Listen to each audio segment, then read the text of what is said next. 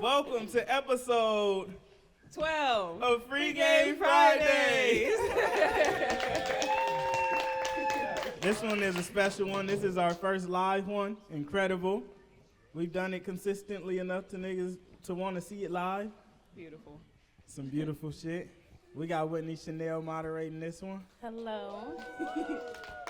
We got Tony Fromity here too as well. She's been in the industry. She got some industry experience. So if we need to pass a question, Trans Lee from Atlanta, he's been in the industry. He knows this. If we need to pass some questions, hey Cujo. Not the eyeballs. Let's do it. What we He doing? is dropping an album. You want to tell them how this started? Okay. So first, I want to say this started from a tweet. I wanted to interview LaRussell. I've been following his career and his moves since before the Breakfast Club freestyle, when it was like mostly just Goodcompenny content. It wasn't all LaRussell content. So he invited me to the pergola for this, but it's really special to me because I know earlier this year, I was concerned of if I could bid enough for a ticket to a backyard show, and to end the year for me to be invited here is really special. So thank you for that. Legendary. So with that said, I guess we can kind of start at that thought and move backwards. And I want to ask both of you, what are you most proud about from 2022? Man, Wow, that's a a good major question. year. Most proud.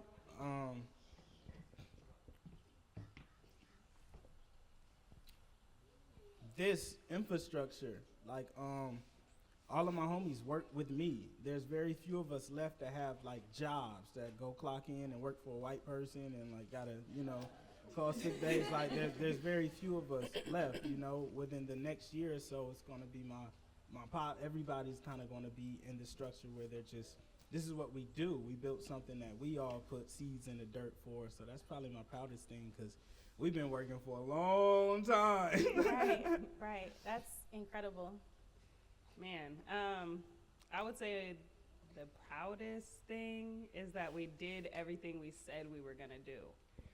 And then some. And some. There's a lot of stuff that we did not see coming this year, like this pergola, Right. But yeah, consistent hard work every single day for over a year has granted us this beautiful blessing. So. Okay, I like that.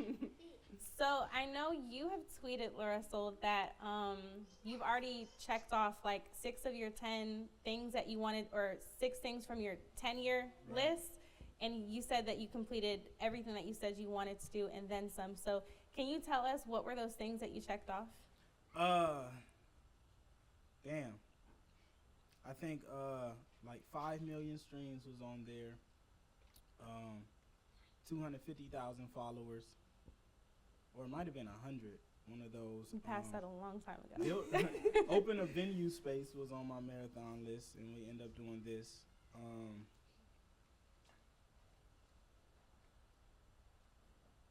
What else? I don't really remember it either. Right. I think there was a certain amount of projects I wanted to drop.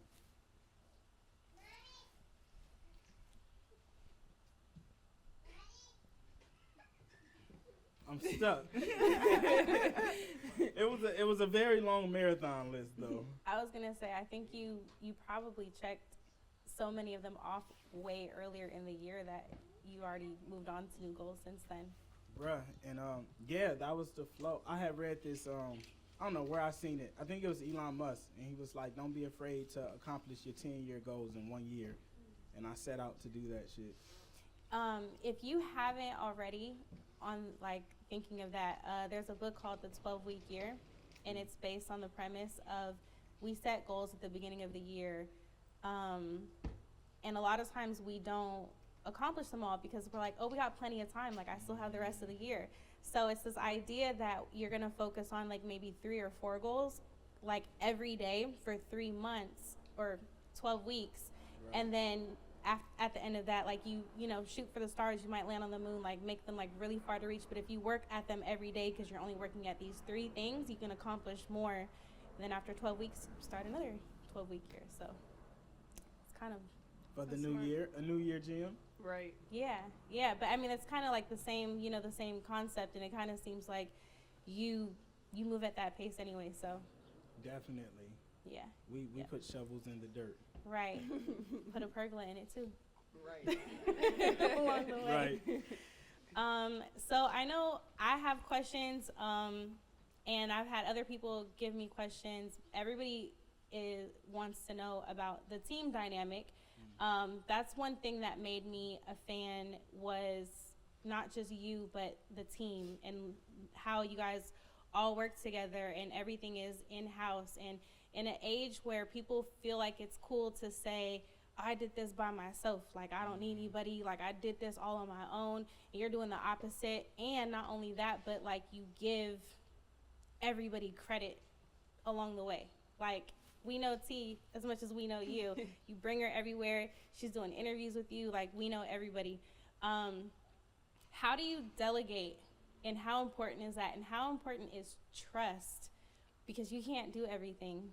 Right. How does that work?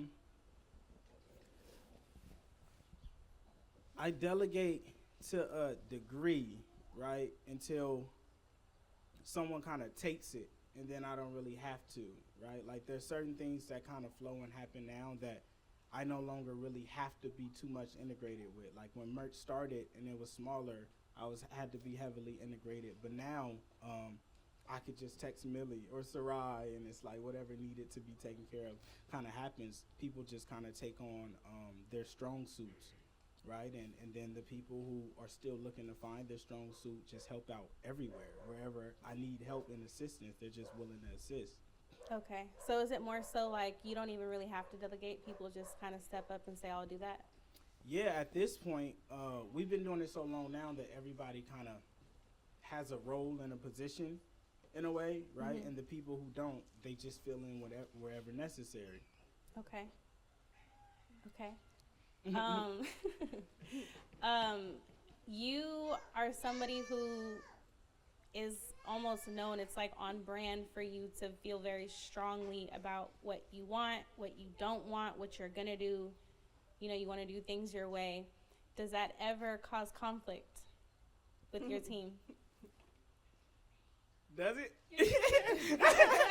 I don't think conflict is the word, but yeah, we have spaces where we disagree, or it's like, nigga, you gonna give me 2 days to do that? You feel me? But I don't think there's ever conflict. Okay. But you'd have to ask them if it's conflicting or not, because right, I am somebody who will call. And I feel like when we shot the truck video, it was like, hey, nigga, pull up. We finna shoot this, right? I'm that type of person. But everyone around me knows what comes from that. We've all witnessed what happens in those moments, and we've kind of built it from the beginning. That's how I've been, right? And no one on my team tries to change me, you know? And I think that's a beautiful thing. So I don't know if we have conflict, but you'd have to ask them. I can see that, because even how this event happened, you hit me and you were like, let me know when you're ready for me, or do you want to come to the pergola? Let's do it live on this date. And that's so literally how everything works with me. And I'm pushing, like, the thing is, like, I don't think about it and then sit on it and be like, okay, no, I just pushed the button that day, right? And I bet those text messages happen in the span of like 3 minutes. Yes. Yes. Right. Exactly. Right. Hey, but that's how things get done. If I would have sat and waited to think about the cost and everything that would come with building the pergola, I would have never built it. Right. Right? Because I would have got into my head. The moment I was like, nigga, I'm doing this, I did it. And everything just flowed. Same with Momo's. The moment I was like, I'm doing this, I did it. If I sit there and think about everything that comes with the things I do, I might not do a lot of shit.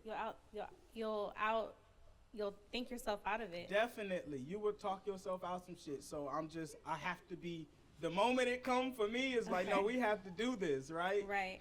And we've made history that way. We've done some monumental shit. Right.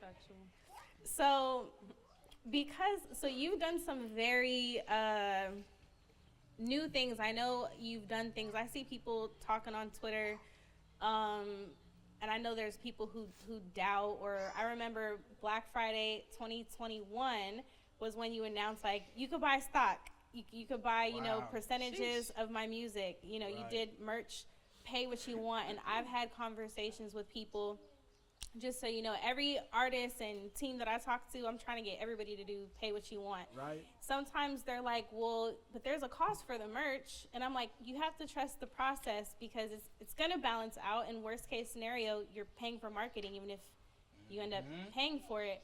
But with all of these ideas that you've done that were like never been done before and they sound crazy at the time, have you tried any that didn't work?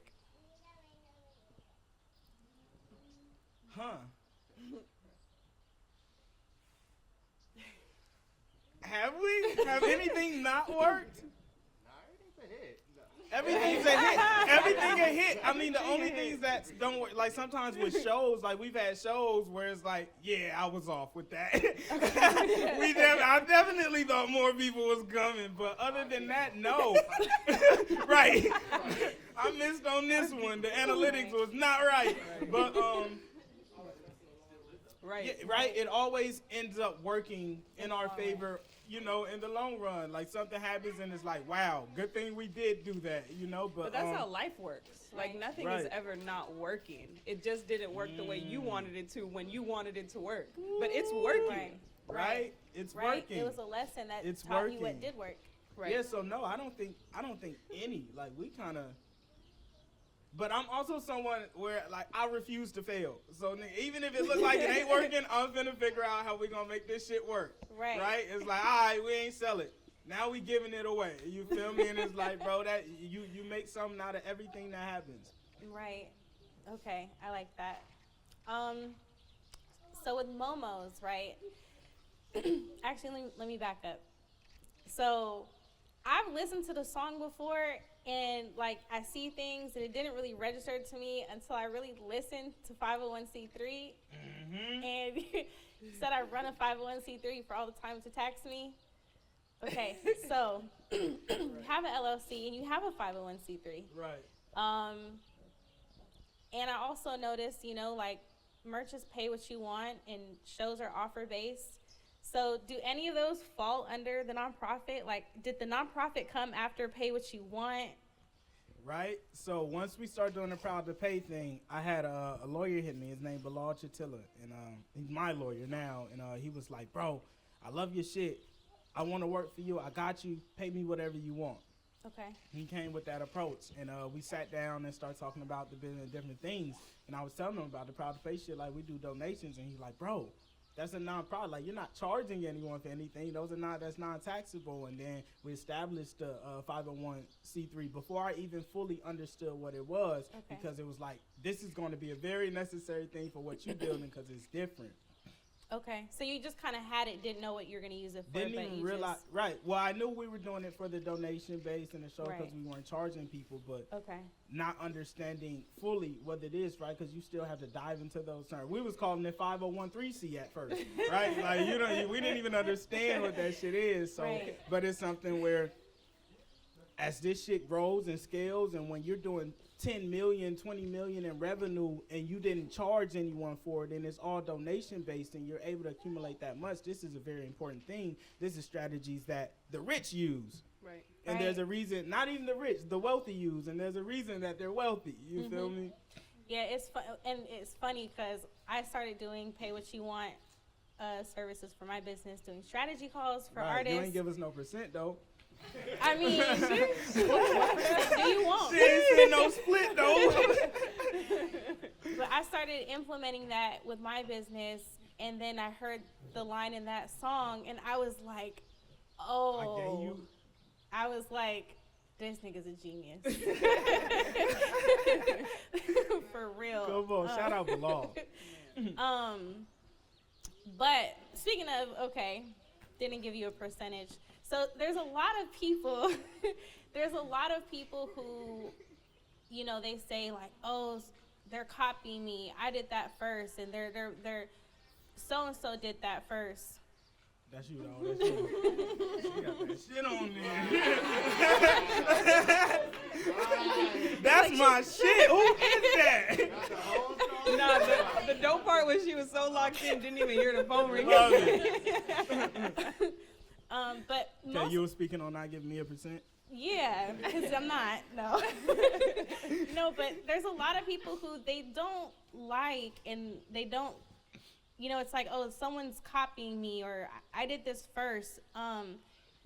How do you feel when you see other people implement your strategies? I know you have What's TBA, so you're creating a offer-based ticketing platform that will be open to the public eventually. Right. So you're going to make that available to other people. So how does it make you feel when you see other people like copy your business strategies? I love it when it's done genuinely and homage is like show. Even if homage isn't show, but it's done genuinely, like, bro, this is what I want to do because of this. This is how I feel. I believe in this. Like, we've seen some corny niggas do it. And it's like, I don't enjoy that because you've been corny. You just copying. You're not doing it because you love your fans and you fuck with your people and you really just don't want to hit them. Right. You're doing it because you seen that I did 6K in revenue. You feel Right. me? Like, that shit is different. And that shit I don't really like. But it's like, what can you do? Whatever. Corny niggas gonna be corny. You feel me? Either way. And when we started, it was like we had that thought of like, oh, everybody's gonna start doing this, and that's a beautiful thing because whether it's genuine or not, it's still being done, and you're sparking that for a bunch of other people who eventually we're gonna live in a world where everything is pay what you want and offer based, and it's Right. not Man. all about the profit and whooping people. It's about the experience and like what it started as, which was Right. building a genuine fan base and getting people there who love and support what you do. I love it so much because I feel like there's been plenty of conversations on Twitter about this lately, but the industry is very exploitive, very predatory, and so what you're doing is disrupting things in a way where I feel like the more people who implement what you do, the more fair things get. You know what I mean? Like, we won't have Ticketmaster getting sued, or I don't know if they are, but people complaining about, you know, like all the fees and things like that they're adding on. So it's like, I feel like the more people who implement pay what you want, the more it like levels the playing field and kind of makes it so that all these predatory practices that a lot of people know it's wrong, but they feel like that's just part of the game. That's what I got to do. You know what I mean? And Bro, you know we're in an interesting industry when you get praised for doing shit that you should do. Like, just the shit that makes sense. Like, yeah, he helped me make that song. I'm going to give him a cut of it. Man. Right? That's just regular shit. But it's like, oh, shit, he's doing this revolutionary shit. It's like, nigga, this is the shit you should do, right? And but that's how far left we are. Right. People are they're used to like, oh, you know, they didn't give me any credit, but it's cool because I got the opportunity. Oh no. You Oh, know? No. And it's to the point where the conversation on Twitter was, it's to the point where you're shamed if you don't feel that being compensated with opportunity is enough. So I think the more people who adopt just, you know, pay what you want, and just the mentality of that, of, you know, splitting shares and making that, I'm now like, I'm going into situations where people want me to work with them, and I'm like, that's cool. I want a percentage. Right. If LaRussell can give his team a percentage, you can give me a percentage. If I'm making your Niggas content, like, Dingleberg!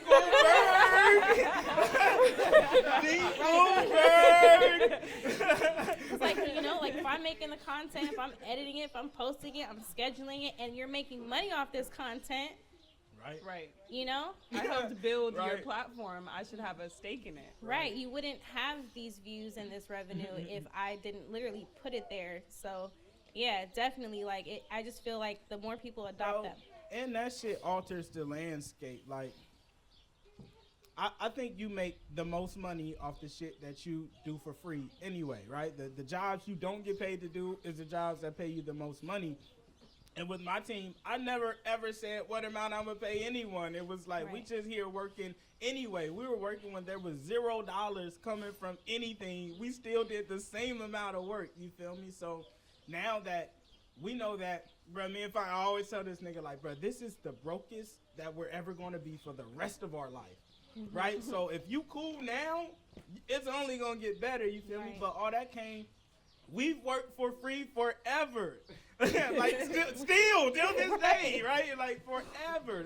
That never changes, and that's why it's important to do work you love, because you only complain about your rate when you're doing some shit that you really don't even want to do. Right.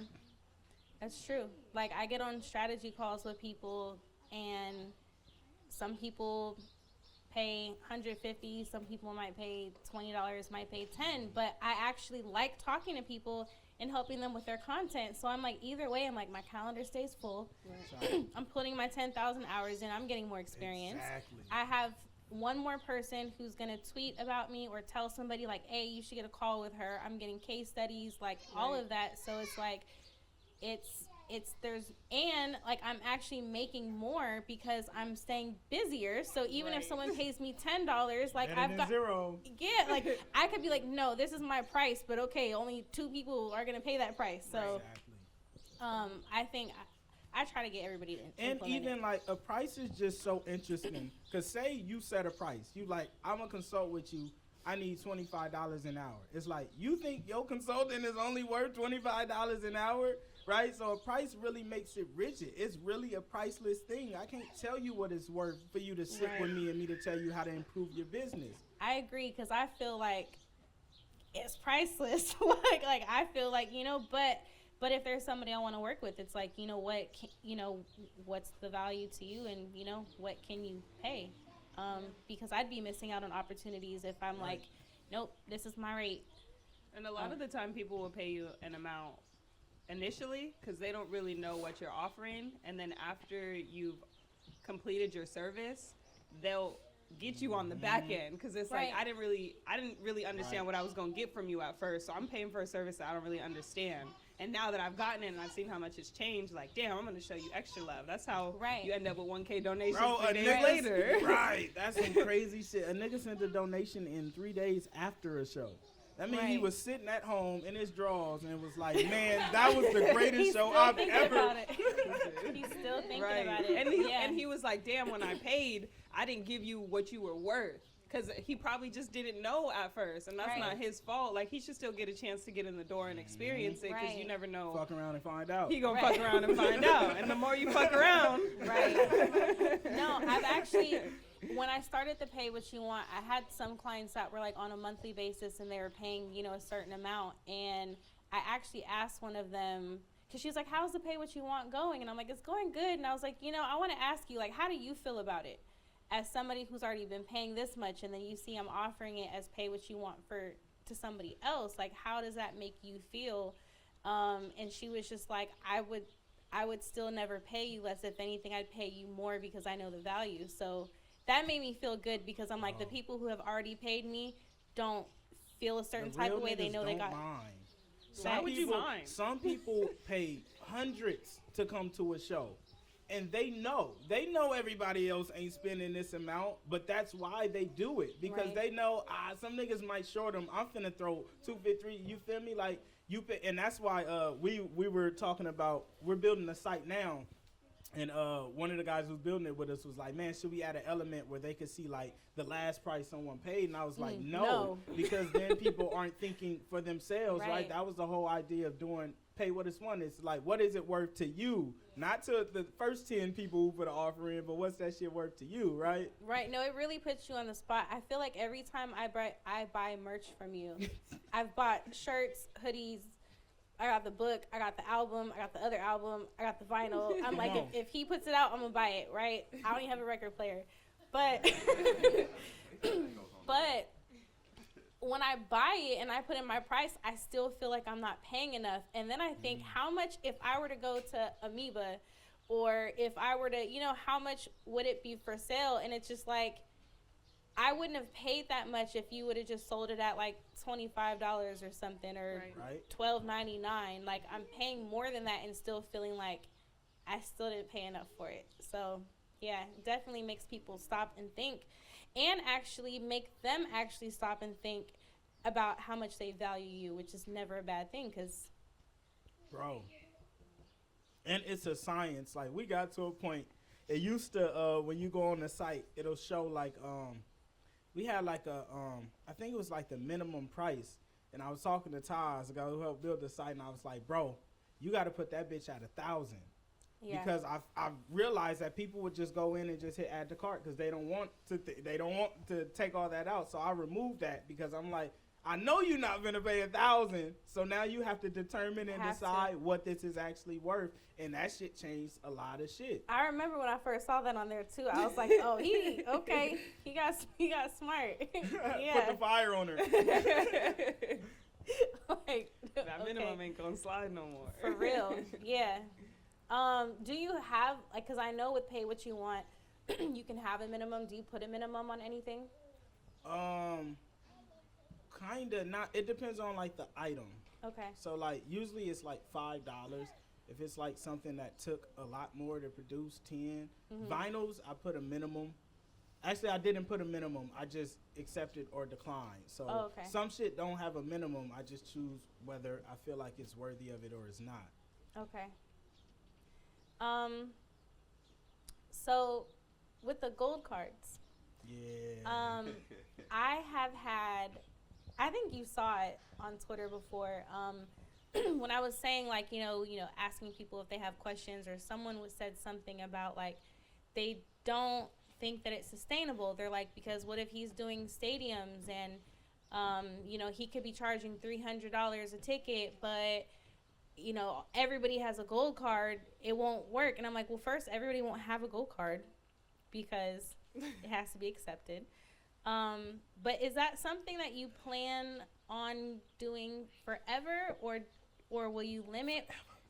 Forever, because I look at it like, if I ever get to a stadium and everyone has a gold card, I did pretty well in right. life. Right. I'm at a stadium. Right. I think we won. If I pull up to a stadium and everyone's like, I got a gold card, I won. We are okay. We are okay.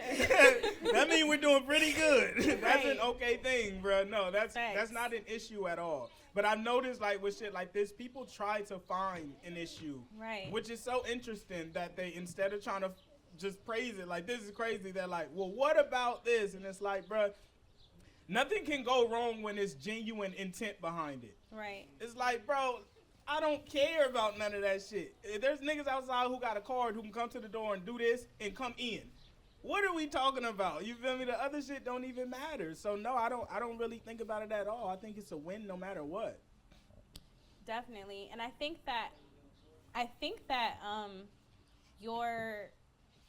you think bigger than most people, and so how you said, like, if I have a stadium full of people and everybody has a gold card, we did pretty good. Where a lot of people are they're not realizing if everybody in the stadium has a gold card, what that actually means. Who did they buy it from? They're still thinking about profit. Like, their main goal is still like, oh, I didn't make as much money as I could have off that event because everybody has a gold card. And it's like, you missed the whole picture. Right. You filled the stadium with people with gold cards. Like, bruh, you're not only that, you're thinking small. Everybody there with a gold card is buying merch.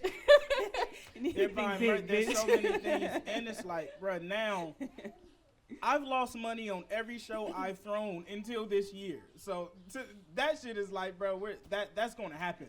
Right? So that's not even the big thing. Like, the thing is getting that many people in the room, because then, you sell a shit ton of merch fast. Like, you're able to make your money in different ways. I can literally ask for donations in niggas' Cashapp and Venmo. Like, you feel me? It's getting that many people in the room. But, when you're only thinking of the profit that can come from something, it looks like it could look like a losing situation. But it also shows the disconnect, though, because for you, it's like, if we fill a stadium with everybody who has a gold card, that means there's a stadium full of people who care that much and are really fans, where if you're saying, well, if everybody has a gold card, I could be missing out on $300, it shows that they look at people as dollar signs. Right. And I think that's why you're winning. You're more mad that the person is here versus the money that they would have paid. You like, nigga, you showed up for free?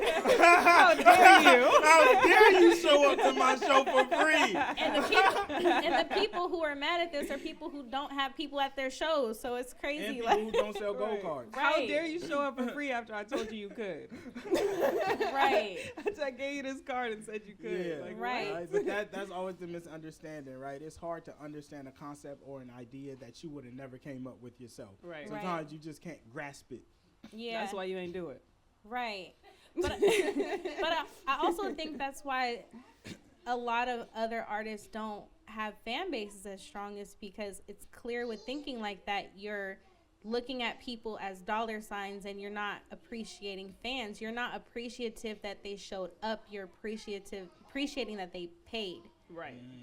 And so when you have that mindset, that's going to affect how you engage with them. That's going to affect, like, you go to shows and you greet everybody before, you make yourself available after. And I've gone to album release parties where you couldn't even get the artist to walk around the room or get on the mic. Tag 'em. Certain Adam. Tag 'em. So, like, certain stuff can't be taught, but I think that's why it's like You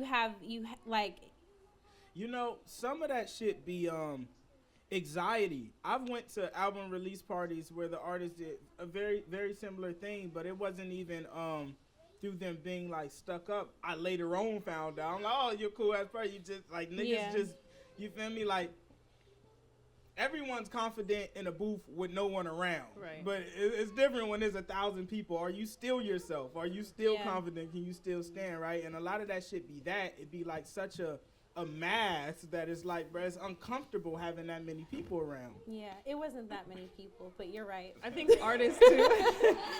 I think artists too need to find out, like, you're just a very personable person. Yes, like, you he's a Libra. enjoy giving hugs and everybody ain't like that, you know. That's just either from how they came up or just how their personality is. But as an artist, it's on you to figure out how to supplement that. If you know you don't want to go out and greet everybody beforehand and afterwards, then you have to figure out a way to appreciate your fans in a different way, or let them know that you're grateful that they showed up and that they support you. And that's on you to figure out, because everybody's fan base looks different, and the way that you treat your fans is going to look different. You're not LaRussell.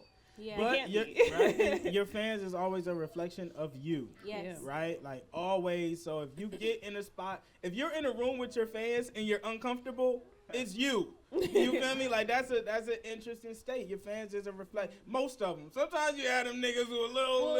It's like, right, I attract you here, right? but for the most part, they're a reflection of you, bro. We meet a lot, bro.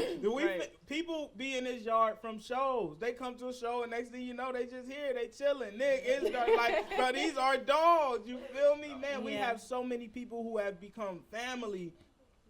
Bruh, it's like we're human, right? And when you're a decent person, we notice that we attract those people, bruh. Like, a lot of our unit now is filled with just, man, Ricky sent me a Christmas card the other day. I'm like, this shit is crazy, right? But she feels like a part of the family. It's a unit. Right. So you attract that shit. If you around your own fans and it's like, I need to sit in this corner, it's like, bro, who are you portraying yourself to be? But I think also that a lot of artists don't realize that they don't actually have fans. They have people who like their music.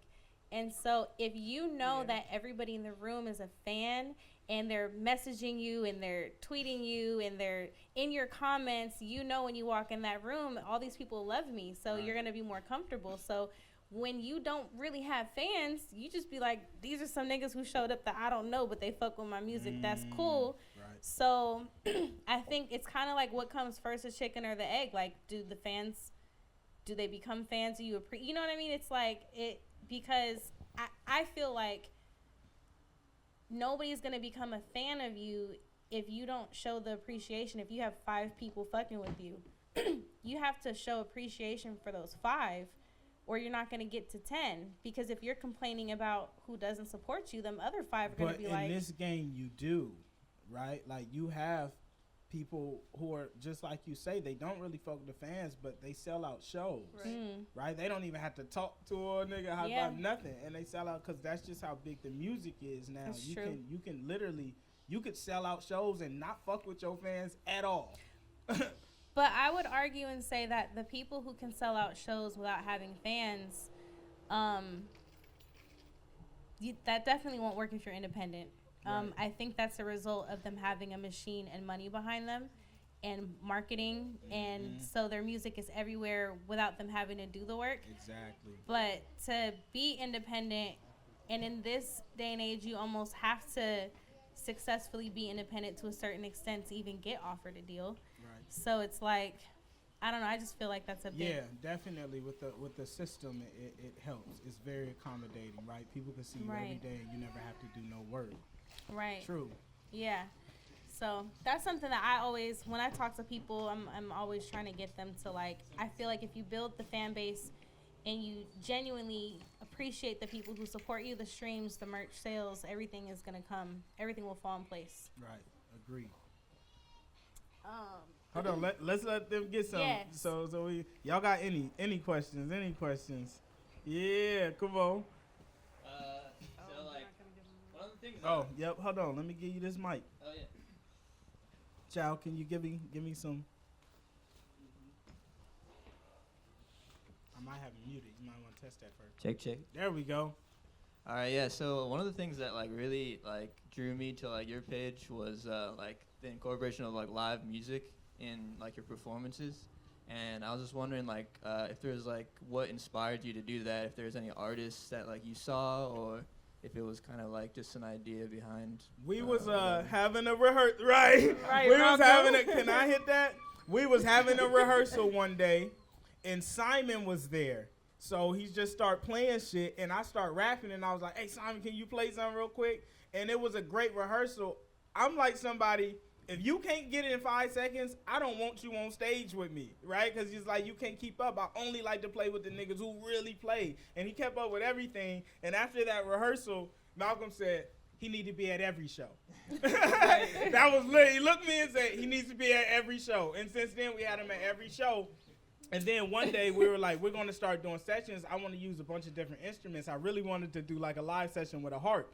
So we was like, yo, we need instrumentalists. We did the shout out on Instagram, made the fucking Google sheet, and we got hella input. Michael Prince, our violinist back there, he ended up entering into the list. So we went through the list and looked at IGs. We found his, and it was like, yo, we got to fuck with him. Also, another quick question. I'm hella cold, so do you guys have any hoodies available right now? Yeah, we do. Hell yeah. For sure. But yeah, so that was my influx to do live music, right? We start getting different instrumentalists, and it's like, bruh, it's just more freedom, right? When you using the instrumental, it's rigid. You're limited to whatever happens in this beat. When it's live, like we do medleys. Sometimes we'll just rap off one medley for 15, 20 minutes because it's so free. You can take it wherever you want to go. It's like water. Come on, man. It's like water. She had one. So in one of your songs, you say I'm vegan, I'm godly, but I don't think you're vegan. No. No. Why you don't think that? So that is a song from 2018, right? And that's the beautiful thing about music is it's different pockets of your life. Like my music is very reflective of where I am in the time. So whatever I'm going through in life at that time, you're going to hear in that album. That's a beautiful thing because every time I rehearse that song, I'm like, I'm a liar. I'm not vegan no more. But yeah, I tried to go vegan for about, I think I lasted like 2.5 months, but I was a horrible vegan. I just ate all the shit that you wasn't supposed to eat, but the vegan version. Thanks for calling me out on live. I think appreciate you a liar. Hey. Any more? Are you vegan? No. So you put that on me and you ain't even vegan? Look, he's vegan. Okay.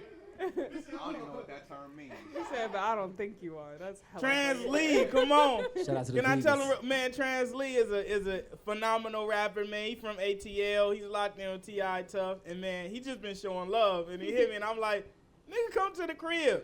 This nigga really came to the crib. He was all the way in Atlanta. You know, it was one of those come to the cribs. Like, he ain't coming to the crib. He coming to the really crib, popped man. up. It's Had different. to pull up, man. Come on. Shout out to you though, man. And I'm actually from Bama, but I've been living in Atlanta for quite some time. But, Alabama. Yep. For sure. So anybody from Alabama out here? What? Wow, no I was way. just You joking. from Alabama? I was joking. No. I'm saying whenever I asked, is anybody from Alabama, I was really joking. Right, did not expect But the we answer. really got somebody from Alabama. Oh, wow. Huntsville. Yeah, okay. Come So on. it's interesting that you said something about anxiety, and clearly you've figured out a way to get past that to a certain extent. So I was just want to ask, like, what are some things that you may have done, or is therapy a thing that you've done or like plan to do, or is that? I have went to therapy, but I haven't got the effect that everyone else gets, where they come out and they're like, "Man, this is the greatest Nigga thing went ever." 3 But I also times. didn't give it a fair shot, and I admit that I didn't give it a fair shot, right? But usually I smoke weed, and that usually helps alleviate a good. That helps alleviate a good 60-70%. Like when I'm high, I don't really care about too much. You feel me? As long as you're not a danger to me, it don't really matter. I don't care what you're doing, right? I'm in my own space. And other than that, though, I'm just comfortable. Like, I'm not really uncomfortable unless it's like a weird nigga. And even if it's a weird nigga, it's like I'm still comfortable. And if I'm not, I got funny. You feel me? So, but yeah, I usually once I smoke my weed and I get to sit, like sometimes before shows, I'll kind of go and just sit. Right, like I'm just in my space and in my zone, and after I get that sit in, then I could go and approach and share and exchange energy. Yeah, because I'm kind of like that. Like before shows, I'm so like thinking about my lines and making sure that I'm perfecting everything. That like I don't really talk to people like right before the show, but then like after that first song, and it's like it all goes away. You know what I mean? One time after we did a show, Rhapsody had put up. She was going on next. And I was like going to greet her, and I was like, "Yo," and she was like, "Yo, not right now." And in my head, I was like, "Man, fuck her." Right? That's how I was feeling. But she ended up texting me that night. She was like, "Yo, I love your shit. I wasn't trying to show you off. It just before the show, I'll be in my head. I can't really communicate." And I was like, "Oh, I didn't realize that," because like me prior to shows, I don't really like. I be just ready to go on stage. Like, I don't really have that pre-show jitter type feeling. So I was like, damn, that's how she doing me. But I get it now. That It's real. It's real. Right. Literally, as soon as you get on that stage, All right. I think you're very forward-thinking in your thought about finances and money and kind of changing that programming of, just, what we've experienced as Black people.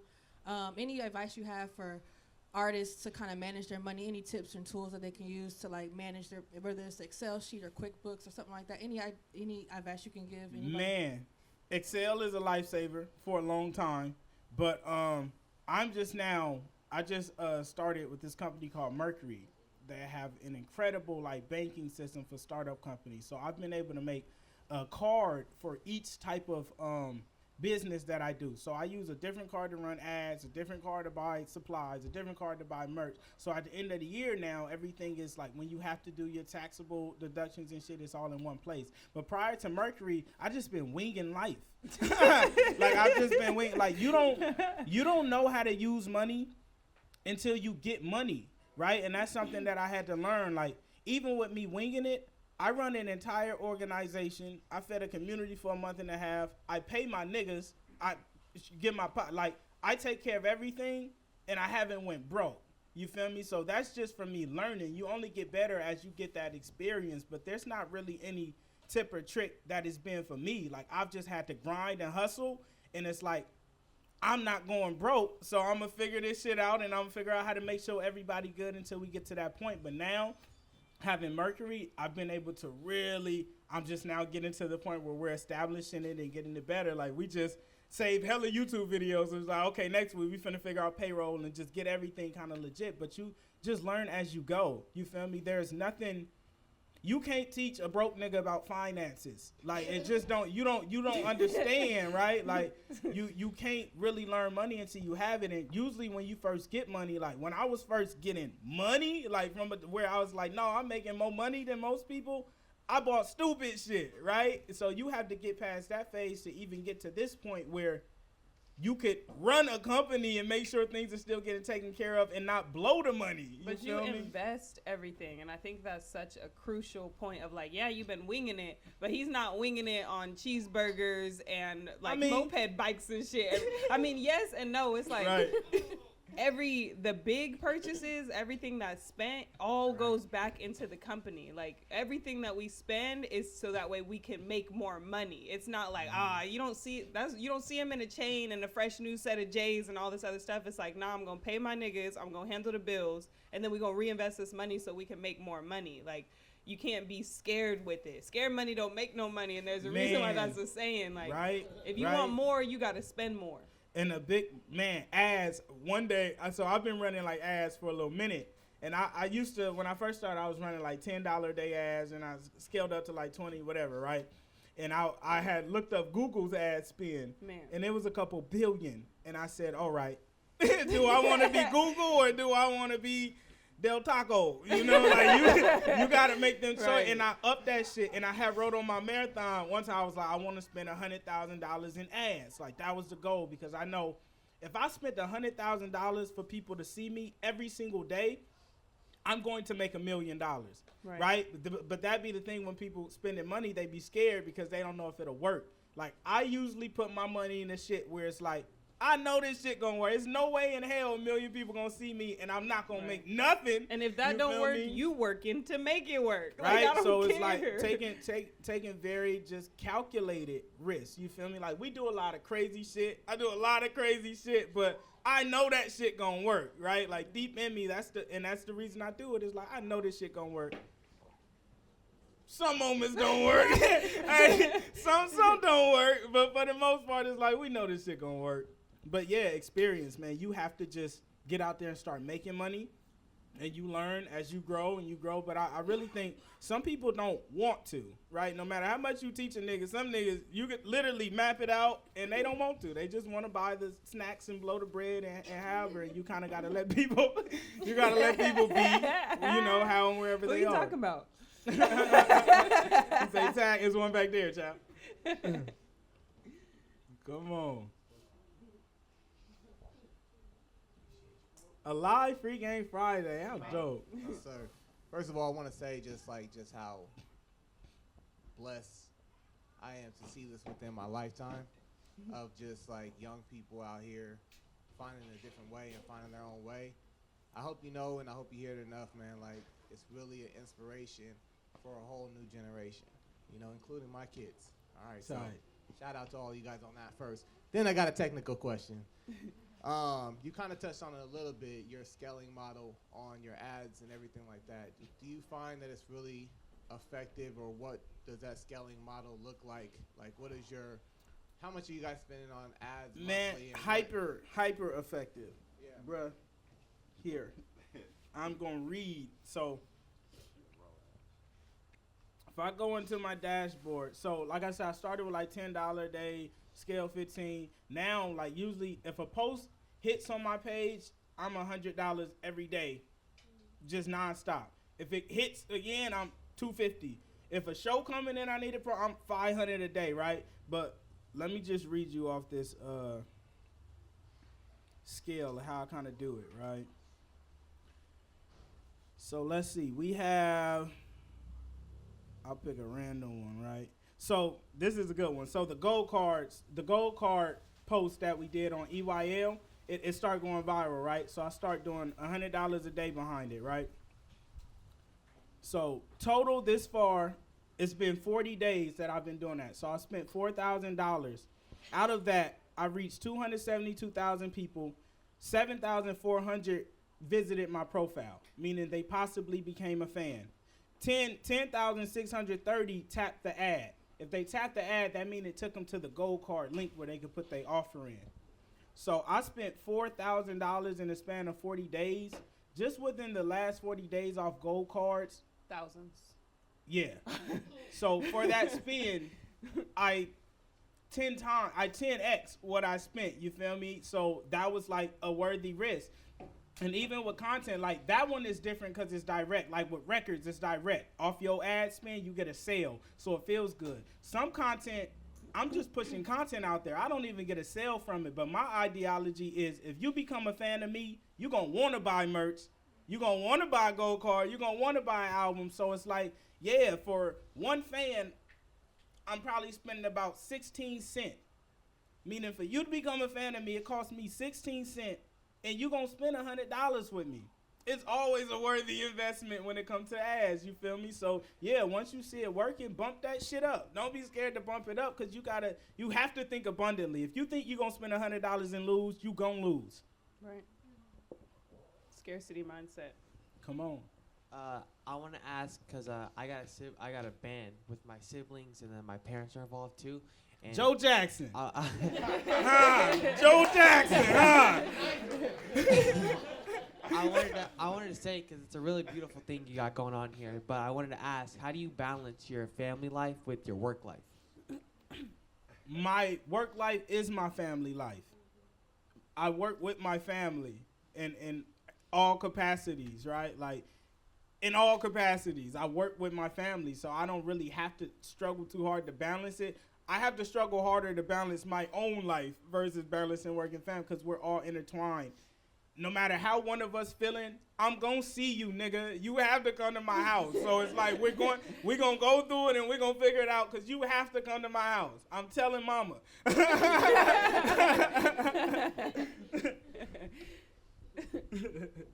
dork. Any more? Yeah, so I'm like, just everything that you have and you spoke of is like so organic, and like you speak of stadiums as well. How do you think you're gonna manage to like encapsulate what you've created here and make it so intimate, like no matter stadium or whatever environment you're in? Like, have you thought about that?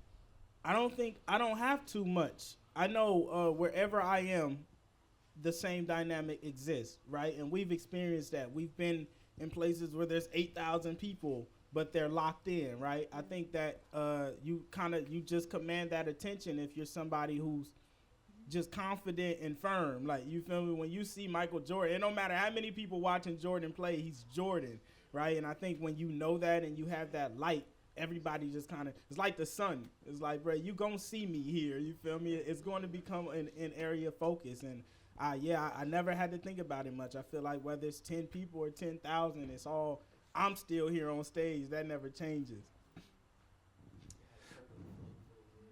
Come on. Right. Oh, I'm flying into something. That's one of my goals. On one of these shows, I'm flying into something. I'm flying into something. Dork. Yo, what's good? I just want to say first thank you because a lot of us are independent artists and like you're a big inspiration to us. Not just with like the detailed organization and the way you're changing the business and how people can relate to business through being an artist, but also just the heart you got. Super inspirational. Question though, I'm a producer and I'm wondering, can you expand a bit on the relationship you got with Taupe and how important that locked-in relationship is for you? Man, Taupe is one of my best friends now. Very important relationship. Most of the albums me and Taupe made are albums we had no intention to make. He's just at the house chilling. We kick, hey, pull up, kick it. Whether we work, sometimes Taupe pulls up and we don't work on nothing. We just chill and talk the whole time. It's just very organic, and that's what allows me to create the way I create because there's no one's pushing me to do something. Taupe is never like, man, we gotta. It's just free flowing. And he cares. Like, he's a genuine fan. Like, before we even worked together, he was supporting my shit and sharing my shit, you know, and I think that's very important. And we do good business. I think that is one of the most nurturing parts of, like, working together collaboratively. Like, Taupe pays his rent now off streaming. He doesn't have a job. This just a year ago he was working, you know, so I feel like when you do shit like that and you cultivate and grow together, we've done 6 projects together. You just grow a different type of energy. That's just my dog. Like, we started at 0 with one another, right? And we both can pay bills off music now. Thank you. Shout out Taupe, man, the great white. Great white. Taupe Johnson. Any more before Whitney start giving us? Come on, what you got? We said, hold on, I ain't done. Hold up, wait a minute. Y'all thought I was finished? I wanted to ask, because I see you all around the U.S., and with the Goodcompenny, where do you see yourself in 10 or even global? Do you see you going global? Man, we talked about that. I think that's something that it's inevitable for me, but it's not something that I'm hyper pushing for. I just want to do what I do, right? And whatever result comes from that, I'm okay with, but I'm not like, it depends on the day. Some days I'm like, bro, I'm finna be the biggest thing in the fucking world and nobody can stop me because I can do everything. And some days I'm like, yeah, I can do that, but do I want to do that, right? Do I even care to do that? So I think it's gonna always kind of depend on necessity for me and how I'm feeling, right? Some days I'm gonna run for mayor and some days I'm like, I'm gonna just pick up trash. So it just depends on how I'm feeling. I have one more. I wanted to ask. Hold up, wait a minute. Y'all thought I was finished? A lot of people that I see, like artists, they usually end up going as far as they usually do, but then they stop.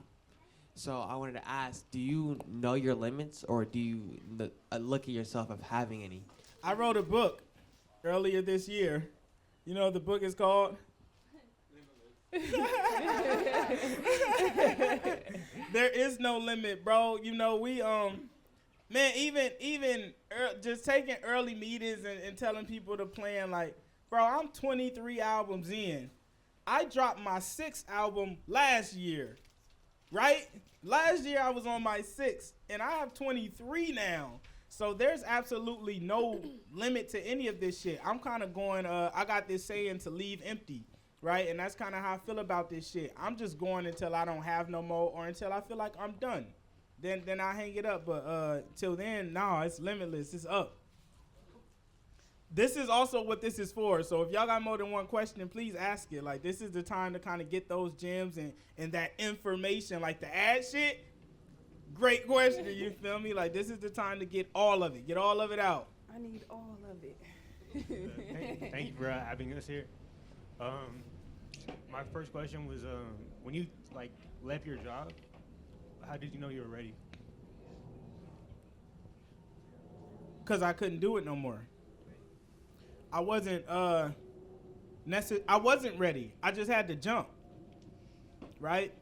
It wasn't even about readiness at that point. I had a lot of shit that wasn't lined up, you know, in an ideal way, but it was time to jump.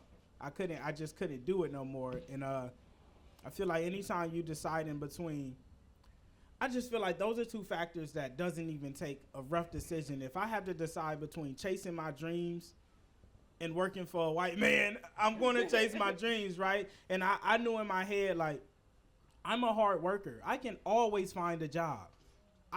This moment to chase, like, what I won't always be here, but I can always go back to work. We ain't never missing no jobs, right? If you work hard, you can find a job. That's the easiest thing you could do. Chasing your dreams is like, bro, you got to do that shit now. You feel me? You can't wait. You can literally go find a job at any time in your life for the most part. As long as you work hard and you can continue to work, you're going to find a job. It's people 60 and they still working. So that's the easiest thing you could do. But going after some shit that really just like put fire in you, that was the best thing I did, man. I really had to quit. Man, I remember before quitting, right, I was at my job, bro, and I was going through it. I was crying. And I had called Fonny, and I was like, bro, this shit killing me. My nigga was like, come over. I went over. I got a hug. A nigga made an omelet. The best, hey, man, the best food is when you sad. Hey, nigga, when you feeling down and the nigga cook you some warm food, it's like you care. But, bro, that shit, like, it helped me. I was able to go back to work. Like, it almost got me, you feel me? It's like, nah, nigga, what you doing, you feel me? I was able to go back undefeated and keep my record clean and really leave out of there when it was like, bro, it's my time. Like, I'm going to do it. Like, I really just gave myself no ultimatum. I was going to make it or I was going to make it. It was nothing else. Thank you. I got one more. Shout out Fonny, man.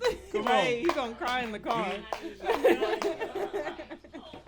Being a father, how do you like balance that? Like, how do you balance doing everything that you do and making sure you allocate time for your kid?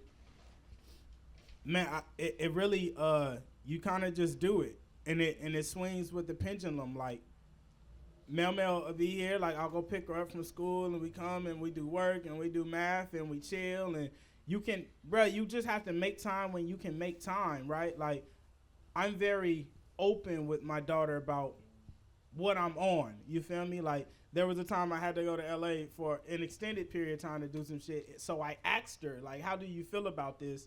This is what may come from this. How do you feel about this, right? Because I actually care what she thinks about that shit. But she understands what I do, right? We don't hide it. Like, you know, I've had times in life where I didn't really know what my parents did. I knew they went to work, right? But she's clear on what I do, and I share that part of it, so she's very understanding. If she's uncomfortable or don't like something, she tells me that, right? And we can change it and reevaluate. And if there's a time where I'm overly missing her, I can just go get her and we have that time. But yeah, I don't think it's nothing I really have to think too deep on. I just try to do my best. So thank you.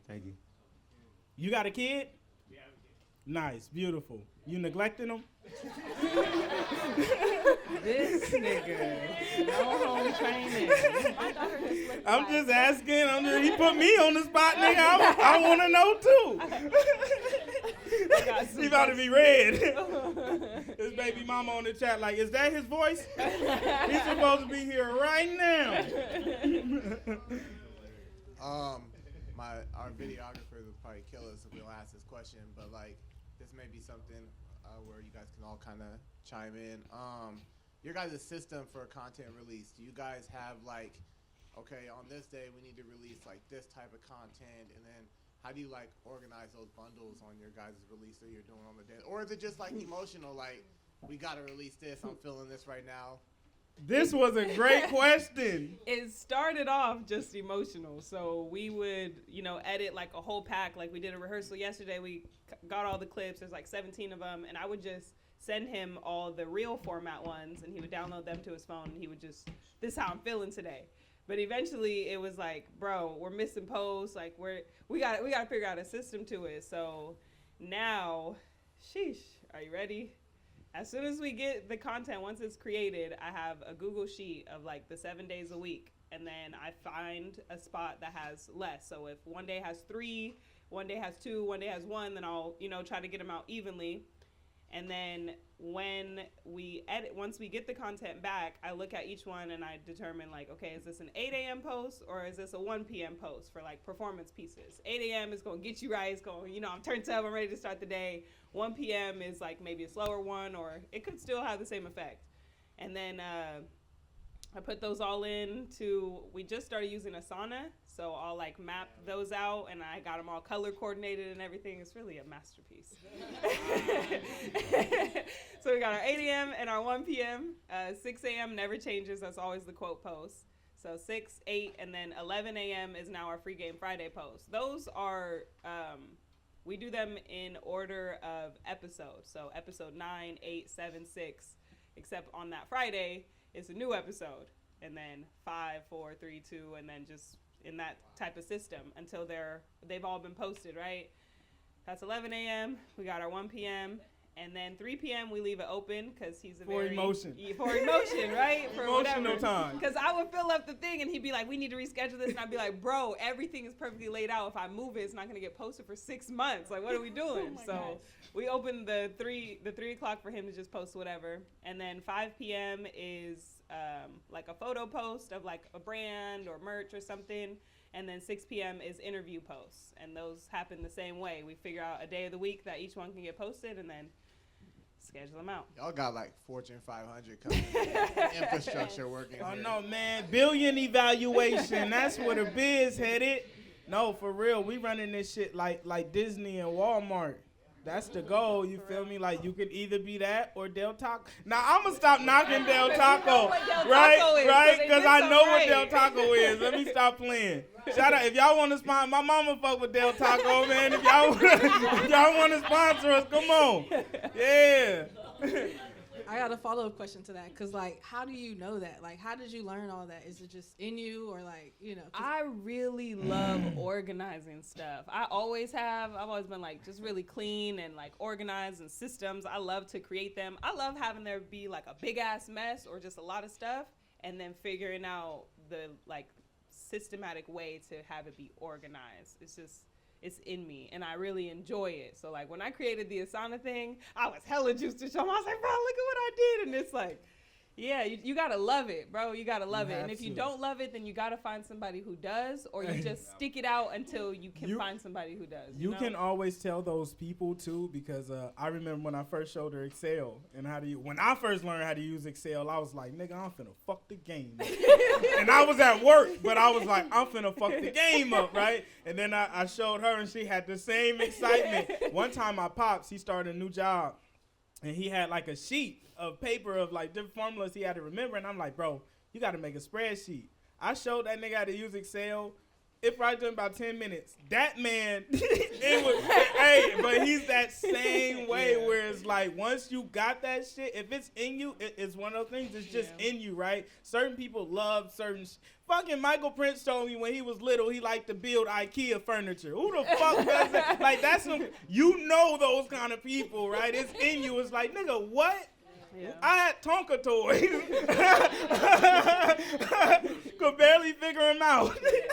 It took me a while though. Like it started with me. It all started on paper. So I had all the footage that we had available, and I wrote out all the days, and then I just put them in like underneath the days, and I just circled the ones that could be at specific times, and it all just started with like problem solving. Like how can I make this make sense, because right now it's chaos and it's not gonna work. We were posting like the same songs like in the same week or something, and he's like, bro, what's going on? I was like, all right. And it's like the whole team is like that. Millie just figured out some shit the other day, and it's like dope because I feel like all of us has this we want to figure shit out, but we also all want to do less work. Like, we all like, how can I do this shit without doing as much? Millie figured out how to bulk print merch order labels. Ooh. We was printing a 1x1. We shipped out thousands of pieces of merch, and we printed them bitches 1x1.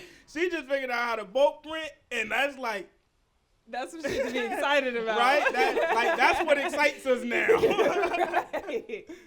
They say like you could always be successful if you know how to solve a problem. Or find a problem. Always. Right. There's so many problems out here to solve. Always. When I was if at you Berkeley, could fill a need, you won. You won the game. Once you figure out how to fill a need, that's what we did with music. Selling shares, like giving people dividends from the songs they listen to, you just fill the gap that everyone would want to make money by supporting their favorite artists, right? You just got to find those spaces, and it's usually the shit that you hate to do. Whatever you hate doing, find a fix. Right. Millie clearly hated printed labels 1x1. She like, nigga, what can I do, right? Out. And you figure that shit out. And that's exactly what it is. You got to figure out a way to work smarter, not harder. If you feel like you got to work hella hard at something, that's how you know you got to figure out a new system. My mama had 3 tables set up.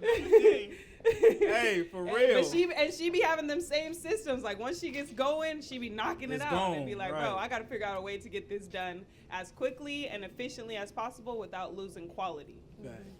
Have y'all ever thought about creating like a course that you could do like a project? We're doing that right now. In the works. We're doing it right now. All great things take time though.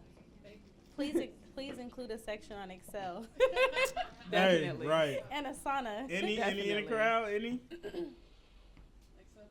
Come on, what you got for us? Okay. So this was one I wanted to make sure I asked. Okay, so without talking about like dollar amounts, but you have so many different streams of revenue. You have gold cards, shows, merch, stock. Yeah, music, royalties, all of that, right?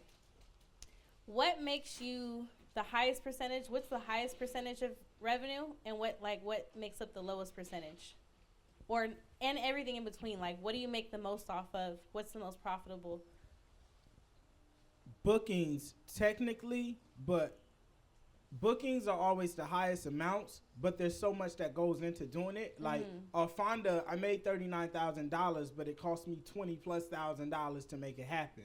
Gold cards in stock are like the highest yielding, right? Because that's like very low cost. And music stream, but streaming ain't. No, I mean when you sell your music directly. Yeah, and selling music directly. So music, gold card, and stock are all kind of equivalent, right? Because we did 6 figures off the I Hate When Life's Going Great album, selling that shit direct. When we did For What It's Worth, we did like 20K plus. So we've had really good albums, but gold cards are also just like, that shit priceless, right? And even, bro, microphones. Like, I sold Right. 3 Right. microphones, Right. right? And those were very profitable ventures. And it's like, I just feel like we sell shit that increase in value. Everything that we give, like, stock only increases in value. Like, you're always going to make your money back. You can give me $1 million, and if I give you percentages of albums, your kids is going to eat. You're always going to make your money back, right?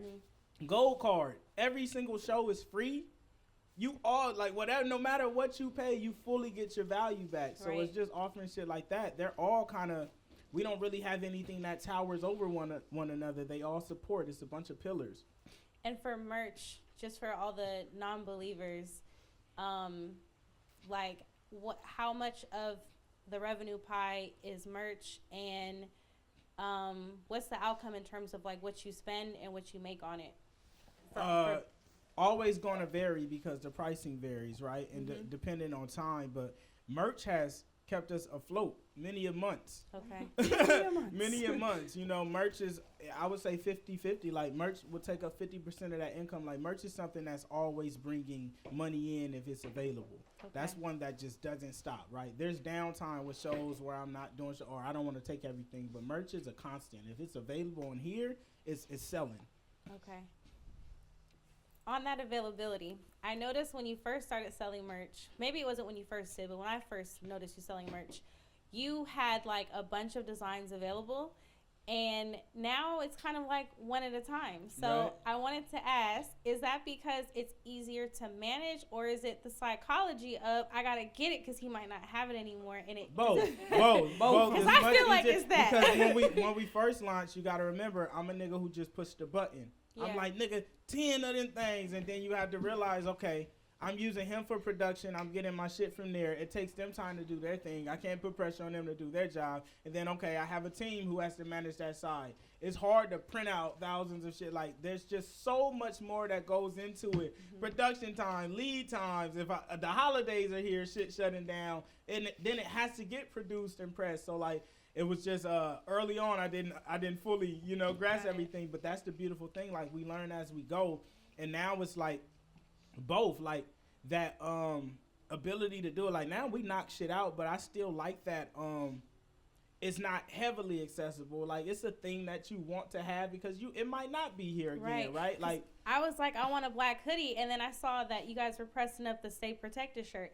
So I was like, I'm gonna wait to get the black hoodie when the Stay Protected shirt is available. But when the Stay Protected shirt became available, there's no more black hoodies. So I was just like, he Can't really wait on only us. has one thing at a time. right? Don't You never wait. know, and that's the thing. We move off heart too, so you never know what might be up. Some days I'm like, all right, throw all 5 of those up. And some is like, no, we only doing one, right? Yeah. So it's like you want to be. We go to shows where some people got a piece of merch where we like, oh, we know you in there, right? Right. It was only like 50 of these, right? So Yeah. I think it's just a beautiful display of us being human. Like, my biggest thing is, I don't care to be so big that I don't know what's happening or we just can't manage it. It's like, bro, we're doing well. I don't care to be at that point where there's some, man, I was in a meeting recently, and the owner of a company walked in, and someone there worked for his company. He had no clue who they were, right? And I don't really want that with my brand. Like, I like to know the people that's doing my shit and fuck with them. Like, these are people I'm sharing equity with. These are people that are in my home, my family, right? So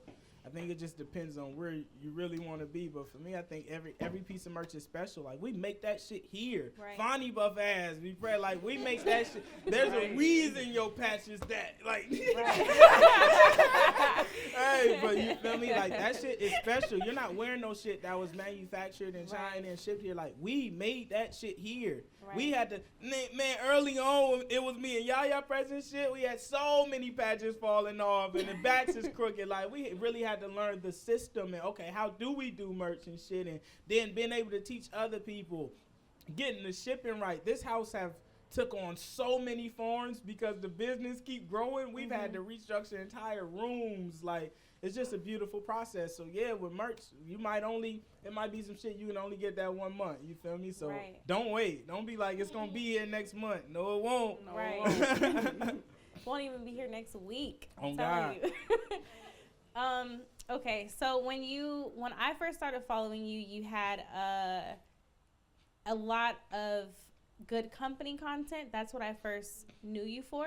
And like the platform, and you put on a lot of other artists. Some had bigger platforms than you at the time. You know, some were just people never heard of before. And I was like, wow, this is like an A&R's dream, because it's like you discover so much content. I mean, so many artists like from your platform. You did the easy work. Right. And you have, there's a lot of newer platforms. Like there's Corner Store LA, where they do like their freestyles, which is a dope platform. I figured that, you know, that kind of diminished as your popularity started growing. But do you plan on ever getting back to that? Because I think that it's something that, especially in the Bay, we really need. Yeah, no, we talk about that all the time, and that's a big thing. But that's another thing that comes with, like, my music. I work in phases. Wherever I am in life, that's what we're getting. So it's not nothing that I'm ever pressured to do when I'm in that space. Like, even now, we've had some one-off live sessions where someone will pull up, and I'm like, bro, we got to go do that, right? Yeah. But it's just like, sometimes I'm not feeling like that. I don't have that energy where I want to do everything. It's like, I want to work on my shit right now. You feel me? Because that's always been a treasure. No one's doing it, right? So any energy that we invest towards doing it is just like, gratitude, right? Thank you. So, but we're getting back to that space, because we'll find some shit and it's like, bro, we gotta help this, we gotta be a part of this shit, right? So that's definitely gonna come back. That's my retirement plan. I was about to say, I can definitely see that being like when you decide to stop making music and just build that, because I think since Goodcompenny is a nonprofit that everything goes to support local artists, I think that that's a really dope resource, because I know I used to find new artists, you know, and be like, man, who is this? That's how I found Tessie. And being like, who is this? So, but I also wanted to ask, when you started that, did you use that as a strategy to build up a platform? Or was it just something you just loved doing? Like, I just want to put on a bunch of people. I just enjoyed doing it. Like, after the first one went, it just looked so dope. I was like, bro, I want to see other people in this shit. I feel like they should be tight. So I just really started reaching out to the niggas who had like a song that I enjoyed. I just like making content in general, right? That's just the shit I love to do. I like dope music. So every time I come across something dope, it's like, bro, we building this shit. And it was COVID. So it was like, bro, we building this shit. We can't do shows. So there was just a lot of time for us to spend and do something that we love. We all enjoy doing them. So it was like, bro, this is an easy score. Let's just run it. Right. Yeah. I miss those days. I'm looking forward to those coming back. Oh, man. And it's going to be fire. Yeah. We've been finding even more and more talent. And the list is long. Right. Because people the hit list me for like, submissions for live sessions is in the thousands. Right. It's in the thousands. So usually out of that 1,000, there's a good 100 of them that's like, bro, everyone needed to hear this. So I'm looking forward to that shit too. So for the people who have asked, because I get asked, it's not that you're maybe not fucking with them. It's just that you're not doing that right now. Because I know a lot of people are like, I've submitted and I haven't heard anything. I mean, it's some of both. Okay. I just don't like the shit. If I don't like it, I don't like it. Yeah. You feel me? I can't do nothing about that. I'm not here to do no favors. Right. Like, if I like it, I'm going to bring you on the platform. I don't owe anyone that. Right. And that was the thing that I didn't enjoy either with the platform. People start approaching you and talking to you like you owe them. I built this shit. I don't have to share anything, right? Right. But people get that attitude when you start being so helpful and assistive. But yeah, no, some of the shit is like, I didn't like it, so I'm not going to do it. It's not even that I don't fuck with you. I just didn't like your song, bro. Right. Like, it's not even that deep. There's no deeper context sometimes. It's just like, I didn't enjoy this one. Some people I tell, send me multiple. Yeah. So I could pick my favorite. Right. I don't want to do this. Like, you feel me? I built a platform based off my taste. I want to pick what I enjoy, not what's hot or what the label's pushing. That doesn't matter to me. Right. And I think the reason why, like, that platform matters so much to the culture is because you're not moved by money. Like, people can't just pay to get a placement. And so everything that's on there, it's a good mix, and it's good, and it's not just like there's no agenda, it's not pay for play. It's like, no, everything on there is dope. Come on. Right. Shut up. Hey, you can say that again. Right. Different. Right, we got some alumni. Right. You can say that. All right, But no, that's very important, bro. And that's why, like, I'm excited going into the next season, but I know that that's going to exist even more now because I'm Right. bigger, right? Right. Back then, it was like I was small sharing people's shit. Now, when I share somebody's shit, man, I just shared Mona Leo shit the other day, and that shit did 250,000. Like, we end up connecting off of me just sharing it. But that's really what it's always been about for me. I just want to share dope shit. But a lot of artists had songs I like, but not great content, so I didn't want to share because I'm like, this shit don't look great. So I figured if I make the content, then it's easier for me to support you. That makes sense. That makes a lot of sense. On the nonprofit side, you've supported Momo's and did the Pay What You Want meals. Are there any other than Vallejo, because we know how you feel about Vallejo, but are there any other communities or causes that you feel called to serve that are like important to you that you want to give back to?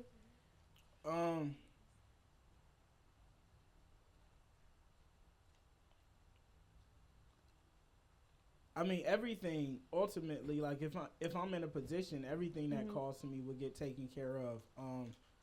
I'm home, so I take care of home, right? If I'm somewhere else, that's where I would take care of. But being that I'm here and I got to see it all the time, it's like I have to take care of home. But which I think that's the community's job, right? If you live somewhere, it's your job to take care of this place, right? And we can't rely on outside people to do it, right? A lot of our governments and infrastructures and mayors aren't even from these cities, so why would they care, right? It's our tax. But yeah, everything. Like, I'm just one of those, like, if it hit me in the heart, you're gonna get some money out of me, or you're gonna get some time and some energy out of me. You're gonna get something out of me. Right. Okay. I want to ask T, for so you're talking about Asana. I was following you on that. All makes sense. But when you are cutting up all the different clips and like organizing those, how do you store them? We have a lot of drives, and then I just section them out per like folder. So you have the event that you did, and then you section them out by like IGR format, TikTok format, and then YouTube format. And then like all the IGRs and the TikToks have thumbnails already on the image. So when we export them, there's one frame for IGRs, so that way it just shows up when you upload it. You don't even have to choose a thumb. It's just the first frame. What's an IGR? IG Reel. Sorry. Okay. My bad. Okay. That's how we title it. Got That's it. how we Okay. title Bro, them. next time we need to get a screen so you can So I hook can the show laptop 'em, and yeah. just kind of, Yes. And then TikToks, because when you post a TikTok, it does like a GIF when you upload it. So to eliminate that, to make it look better on your feed, we do the thumbnail for 12 frames because a GIF is 12 frames long. So when you stretch it out for 12 frames, then it shows up on your feed as just a still image, and it just looks better. Bro, this nigga's a genius. Right. like she was the one who told, like, no, you need thumbs and we need to put text, and we tried different shit. Yeah. But the TikTok shit was something so crazy. This nigga sat on her laptop going one frame at a time, exporting, putting it up. No, that didn't work. Another frame, export, put it. No, another. To figure out that it was 12 frames. Wow. That's how, like, intensive she is with, no, we gonna figure this shit out and it's gonna get done. Yeah. Like, that's some crazy shit. That takes a different level of dedication. Yeah. I did it a few frames at a time. I'm not crazy. You definitely have to love it. Definitely have to love it. Wow, what else? I also figured too when uploading, so we have so much content that figuring out what has been uploaded already and what hasn't been has been like really tricky. Yeah. So if you have a Mac, you can add like tags on your things, and you can create your own tags. So I just created like colored tags for everything. So like posted on like LaRussell's, posted on Goodcompenny's, posted on TikTok. So then now I can just label them if they've been posted or scheduled in Asana, scheduled on Simplified. And you've been using Simplified. Yes. Huh? I've seen that. Yes, I tagged you on Twitter too because someone had asked me if I use Hootsuite, and I'm like, I found out about Simplified. Has it been giving you trouble on like your first post? Like, It isn't auto-publish. So yeah, I it's haven't been being weird about auto-publishing. Well, I have a creator account, so it won't auto-publish. Oh. So But we don't have that kind of account. Oh. Wait, what do you? Oh. No, because no, because we didn't know about the auto publish shit. Because like the different tiers of accounts, it'll auto publish for you. So that's something you might want to invest in. But It will also maybe auto-publish. not though. Oh. So when I suggest things, I'm learning too. So Yeah. like if you go on there and you're like, this shit ain't working, just look Yeah. for something else too. So like Simplified lately. But it only doesn't work. That first Right, very, post. yeah, that so shit like interesting. Maybe schedule a extra one that you don't want to post. If it's maybe not I should posting schedule it. 2 and see if it doesn't post both of them. Yeah, but that's because a it'll risk. post every other one. Just not the right? 8 a.m. Just post. just that one. and It'll it's post so 6 intriguing. a.m., Oh. 11, 2, 3, 5, 7, 9, 12, but just not the 8 a.m. post. Try to bump it to 7 tomorrow and Let's just see. see if it. Yeah. So Instagram will all like Instagram, Twitter, TikTok. They try to block third-party publishers, so that way you have to use their platform, and you're more likely to use like the filters that they have and all these other things that they created to keep you on the platform. So when you use third-party ones, you'll just end up having little things like that happen. But This is it. real I mean, game. it comes with Right. Real game. Well, the thing I love about Simplified so much, like if nothing else, is the fact, and if you follow me, you see like you can take the link of a tweet. That's the She best. was so excited about No, that. I was too. I've been telling other people. I was telling Tahoe. I was like, no. I was like, let me pull out my phone. Right. Look how you do this. He's It's doing it now This too. nigga told me, she said, you need to never post another one of your Bro, 'cause tweets he like has that again. Android, and that should be so ugly. So I'll tell you what. So I'll tell you what I started doing is I tweet everything, and then I seen you did a carousel post. yeah, but I'll tweet stuff, and then I'll schedule those out, but I'll just kind of like test those, and then the ones that get the most engagement now, I bookmark them, and then now I go to Simplified, and when I schedule my Simplified content, I go to my bookmark folder from Twitter, and I just take all the ones that perform well, and I post them on Instagram. That girl good. Right. Taking That girl notes. good. Yeah, because if it performs good on Twitter, like it spreads easier, and if it gets engagement on Twitter, because the Instagram algorithm is a tough cookie to crack. So if it does good on Twitter, it'll do good on Instagram. If it does good on TikTok, it'll do good on Instagram. So I kind of like just take the highlights Yeah. and test them on other That's platforms. so interesting. From my perspective, Twitter is the hardest one to get like traction on. Instagram is pretty easy, and then TikTok is like, bro, TikTok is just TikTok hit or like the miss. kids. TikTok is like kids. It's like, I don't know how you gonna act today, but I gotta deal with whatever you do. But I'm gonna fuck with you regardless. For Twitter, it's that, and this is the selling point I give to people. You can get shares and impressions without having a video. So it's lower energy content in that sense, where video will get more reach on Instagram, but everything else will go further on Twitter, because if someone on Instagram shares to their story, like they have to share it to their story or send it to a person. On Twitter, you just like it. Though, but I'm starting to really see and figure that a lot of those things aren't real that we think. Like, we thought photos got less traction, but we have Some do. photos and Yeah, tweets 20,000 on a right? photo, Some like, do what? because they're not as good. Yeah. It's not like they're naturally getting less traction. We have photos that have Yeah. way more likes than videos, and some videos that went way more viral. Or it just they're wasn't not, its time. They're not blocking either. Yeah. Generally, the content isn't great. Like if it's I not agree. going right, the content's just like not Michael great. Prince posted the same video on TikTok. Mr. Viral. Right. He Mr. posted the Viral. same video on TikTok that I posted on our TikTok, and And he his got a shit went million. viral. I've done that And I got before. like 13,000. I was like, what the hell? That happened. Hey. No, I tested it out. There's a nonprofits page that I manage, and I found a TikTok, and I posted it to their account. I put the same text on the screen, and then I posted it on my account, and I put the same text on the screen. I posted them at the same time. They got like 120,000 views, and I got like 500 or something. So it's like It just whatever one they picked that day. It TikTok ain't about where is, you from, it's where you at. Right? TikTok is like, bro, Right. you just gotta cross your fingers and Right. hope, or post it again. Like that's the cool thing Yeah. about. That's really why I like TikTok though, is you can post 12 times in a day. Like, it doesn't matter. There's no, like with back to Instagram, back. It doesn't even have to be with spread Instagram, out. I feel like you need breathe room, because we notice if you post and then you post again within the hour, it slows the traction on the previous post. Days like this. But no, even still, days like this, a lot of the posts didn't do well in terms of how well they usually do. But one stuck out because that was the best one. But it's like all of those could have had a fair chance if we would have gave them breathing room, and they all could have done a little bit better than they did. But it's like compromise, because now there's so much coming from your page that people are seeing that they're just going to pick their favorite one instead of looking at the one that you shared. It's like if a TV show was 10 minutes. And it's like every 10 minutes. No, it's like if a TV show had 8 screens on it. What screen am I going to watch? It's like, bro, I don't know. Right. I got to pick one. But that's also the importance of posting a variety of content, right? So some people find me from interviews. Some people find me because they love my quote posts. Some people find a performance video, right? Like when you post in different types, it really helps with that shit. Like you could see me 3 different ways in a day, and it's not bothersome because it's a different type of thing each time. Right. Well, I've even told people, like, because I notice, like, sometimes it might be the same song, but it might be the same song, but it's a different performance of it because you have so many different types of performance clips.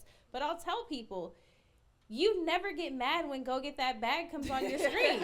It doesn't matter if you just saw it. You're not mad that you saw it. So if it did good, post it again. Like 300, if you know, like, you get such a small percentage of people who actually saw your post that shit again. And the people who saw it the first time and liked it, they already liked it. So they're not going to be mad at it again, you know? What is it? I have something to add about the TikTok thing. Come on. So for TikTok, what I do is they're like trending hashtags sometimes on TikTok. There'll be like a blue thumb next to it. And if I had like something that was like pretty good, even if I had like posted it the day before, I'll take it down and I'll post it with that hashtag. And then I just start posting a lot of stuff with that hashtag because that's what like shoots TikToks up. When we had a meeting with TikTok and they told us like their creators, they send them out. So they do their brand deals, like Doritos thumbs up or whatever, and those are the ones that get those blue thumbs up because they want their creators to use that brand's hashtag, so that way they can get a bunch of videos with that, and then basically that's how they meet their quota with the brands that they partner with. So they'll send that out to their creators ahead of time, like here's the ones that we're going to do, here's the ones that I need you guys to be making videos to. So that's why those ones are getting a lot more views, because it's like these are the ones we're going to push this week. So if you use this hashtag, those on TikTok hashtags still work. I just don't personally use them because I'm not even on the app. I'm using Simplified to upload, and I'm not I don't check to see like, oh, what's trending this week, which is lazy on my part. I totally could, but I'm like, if it's gonna go, it's gonna go regardless. So I don't really care. Like, we haven't used hashtags in a long ass time, and it'll still get hundreds of thousands of views. Like, and that's how I feel like those pieces that go viral on yours, them motherfuckers going no matter what. But they would have gone regardless. We've contemplated if those would have been assistive. Like, if we did 1 million without hashtags, would we have done 10 with? You know, so that's something that you might want to test. I don't know about hashtags on Instagram either. I've had a few people ask me, and I'm like, I think they're lame. I think they're like, I don't like to use them personally, but I'm not judging you if you do, but I don't like how it looks. She's got them in her bio. No. Hashtag mom. I put them in the comment. In the first comment, it has to be quick because I used to do that too. If too much time goes by, it won't affect the post. But I've actually been noticing, especially with pictures, that I might have like half of my impressions might actually come from in front of the house. Right. Right. How dare he save a life right now? We shooting Free Game Friday, nigga. You couldn't pick another date to die. That nigga is a fool. Right. My mother, everyone. Hey. Oh my goodness. But no, she's a fool. But no, sometimes like half of my impressions or more are actually coming from the hashtag. So I used to think that they don't really matter, but I look at the analytics and they actually are driving more traffic, or like a lot of my impressions are coming. So the analytics tell you if traction is coming from a hashtag or not? On the post, it won't tell you which hashtag, but it'll tell you if it's coming from hashtags. And if it says other, because it'll say explore hashtags, or if it says other, I feel like that's if someone shared it and those are the people who saw it on someone else's story or from a share.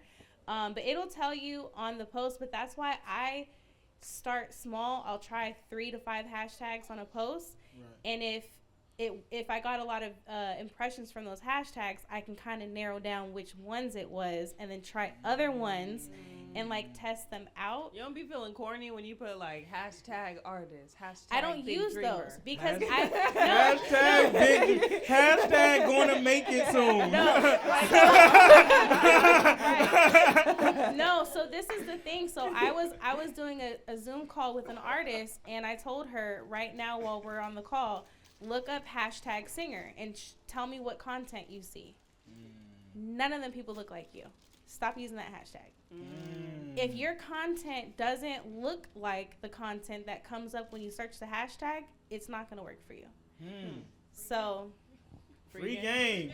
Yeah. Free game. I feel like all the energy that I could put into like hashtags feel like I'm trying to do the dance. Yeah. And I'm not about to dance with you niggas. I'm just going to put out great content. So all the work that I could put in to like studying hashtags and figuring out which ones are going to work and which ones they're pushing this week, like, nah, bro, I'm going to get my lighting right. I'm going to make sure that when I get behind the camera, I'm performing well. And then everything else is going to work in my favor. Like, I feel like when you do those, you're trying to work with something that you have no control over. Right. And that's exhausting. It's like, no, I'd rather just take care of the things that I have control over and make sure that those are A1 and then everything else is just additive.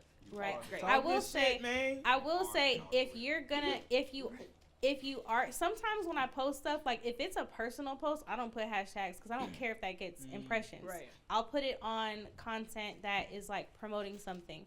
But if you are going to use hashtags that matter because hashtags also talk to the algorithm. So if it knows you usually watch this type of content, it's categorizing what type of content to show you. So if your hashtags are confusing the algorithm, then the algorithm doesn't know who to show your content to. So it can confuse the algorithm, and I'll tell people like the hashtags aren't just for what people are searching for. You're talking to the algorithm, so help the algorithm. Don't confuse it. Oh, that right. Like that's and the type that's of what he was content saying with the YouTube shit when we were doing the tags. It's like, bro, you can fuck your own. So with YouTube, like if you put tags that aren't truly relative to what you're doing, you're gonna fuck up your own engagement because you're limiting yourself. It's like when it's reading it, it's like, nah, this don't make sense. Right. You feel me? They like, don't know who to show it to. Yeah. Exactly. If your hashtag isn't relevant to what you're posting, like if I post a cooking video and I'm talking about music, hashtag viral, right? It's like, bro, hashtag explore. And they have computer systems that scan your content the same way that they scan it to see if kids are in it or if you're cussing and like all these other things to flag it. They scan it to see what type of content it is. So if you put a hashtag that's not relevant, they're not going to show your footage to anybody. Like, bro, you just got trashed. Yeah, they can't. They don't know who it's for. Like, they want to keep people on the app. So if you help the algorithm categorize your content, you're helping them know who to show it to. Yeah. The same thing with the text on the screen of the video. When you use text that is native to the app, it reads that like SEO, just like it reads your captions like SEO. So if you're not doing hashtags, the text on the screen, even if it shows for a quick second or anything, it's more so for SEO purposes than anything. It's an extra step, but if you're posting 8 times a day, it's not a step that's probably worth it. But for other people figuring it out, it's something to at least consider. Hashtags on YouTube are valid, though. Free game. They are very helpful. We sat down with the YouTube, I think Adam, right? Yep. And he was telling us, like, there are things that you can do to help increase the views on your YouTube videos, and hashtags do really help.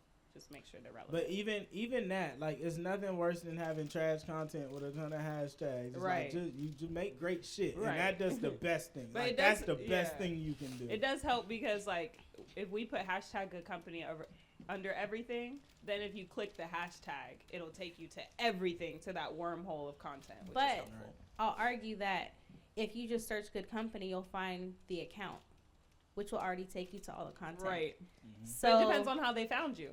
So like right, but I feel like that's good if if other people are using it, but I feel like hashtagging if the hashtag is the same as your account name, then it's like people should be able to find your account by typing that in, because when you type something in, it does all. But, you know, that was a direct thing from the team over at YouTube. Like, hashtagging LaRussell, and I am LaRussell, right? Wow. Like, those were direct. And you said to put, notes. like, different variations, like putting hashtag LA Russell, hashtag just GC. All the forms that someone might type in to find your shit. Yeah. That's because when they type in, when they Okay. search your name just in the YouTube bar, the things that have that hashtag that match what they typed are also going to pop up there, even if it's not on the name of the video. But you know, on YouTube, there's different ones. So there's the 3 hashtags that show up at the top by the title, and then there's the tags, and that's where we did the LA Russell. Yeah. Like, those are the No, searchable he said things, both. though. He said Intriguing.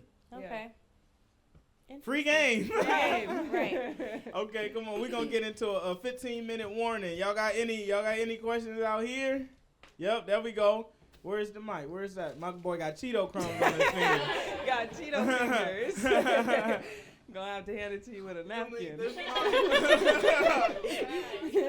You want something? I wash my hands first.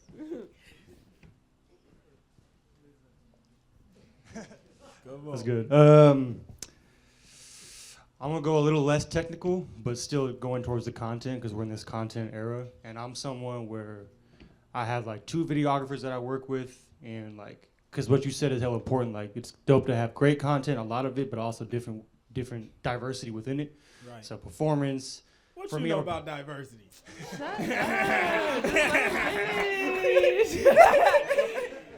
Come on.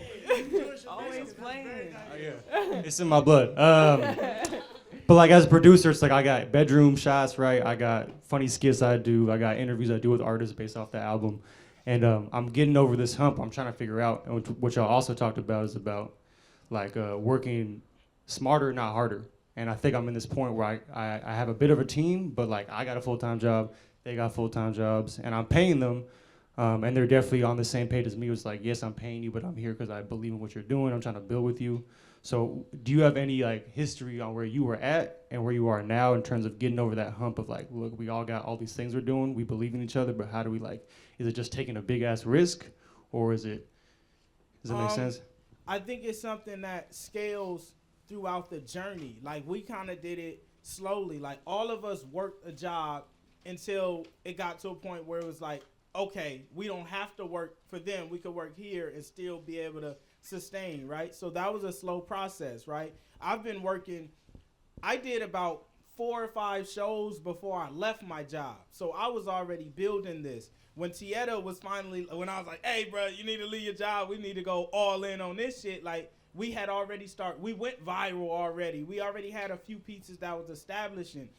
When Millie it's like, okay, merch is growing, we're doing shows. Fonnie is like, no, merch is built, we're doing, you feel me? So we had to really build up to certain points before you can take that risk. I would get something established first. Like, you don't want to go into it in the dark. Like, bro, if you don't have nothing running and there's nothing coming from anywhere, then wait, keep working and do it simultaneously. But once you start, you can start unlocking different keys as you grow. As you progress through the game, you get new characters. Like, nigga, I got a Fonnie, I got a Millie, I got a Yaya. Just as you go up in that game, you unlock new characters, and that's how it is. You just got to get your shit up.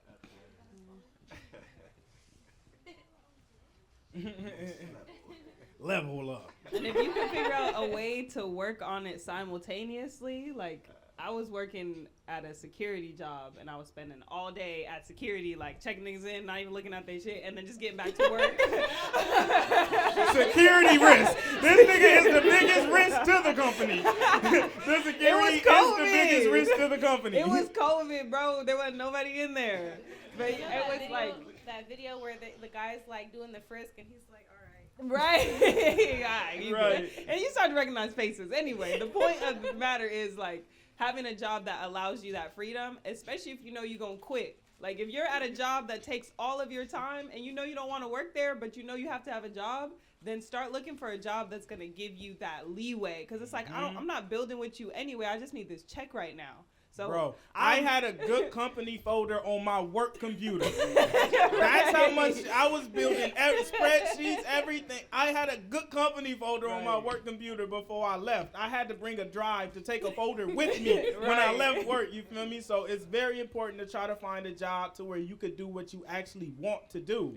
Because if you got to give your all to a job and it's 16 hours and shit, it's like, bro, you never gonna get no time to work on your shit. Right. And I highly suggest security, y'all. Like, it's literally just a class that you can do online. Hey, I'm serious. And they pay like 20 plus an hour, especially if you live out here. Free game. And I went in there and I told them. No, that's not. That is a security risk. That ain't no free, nigga. That is not no free game. That is a risk. Listen, somebody cut his mic, bro. Listen. What? And I walked in there and I told him when I was doing the interview, I was like, bro, I'm a great worker. Like, you're not going to have no issues with me. I'm going to get the job done and I'm going to do it well. And I'm going to improve your system here. But I need you to allow me the freedom to build what I'm building because I don't plan on staying here.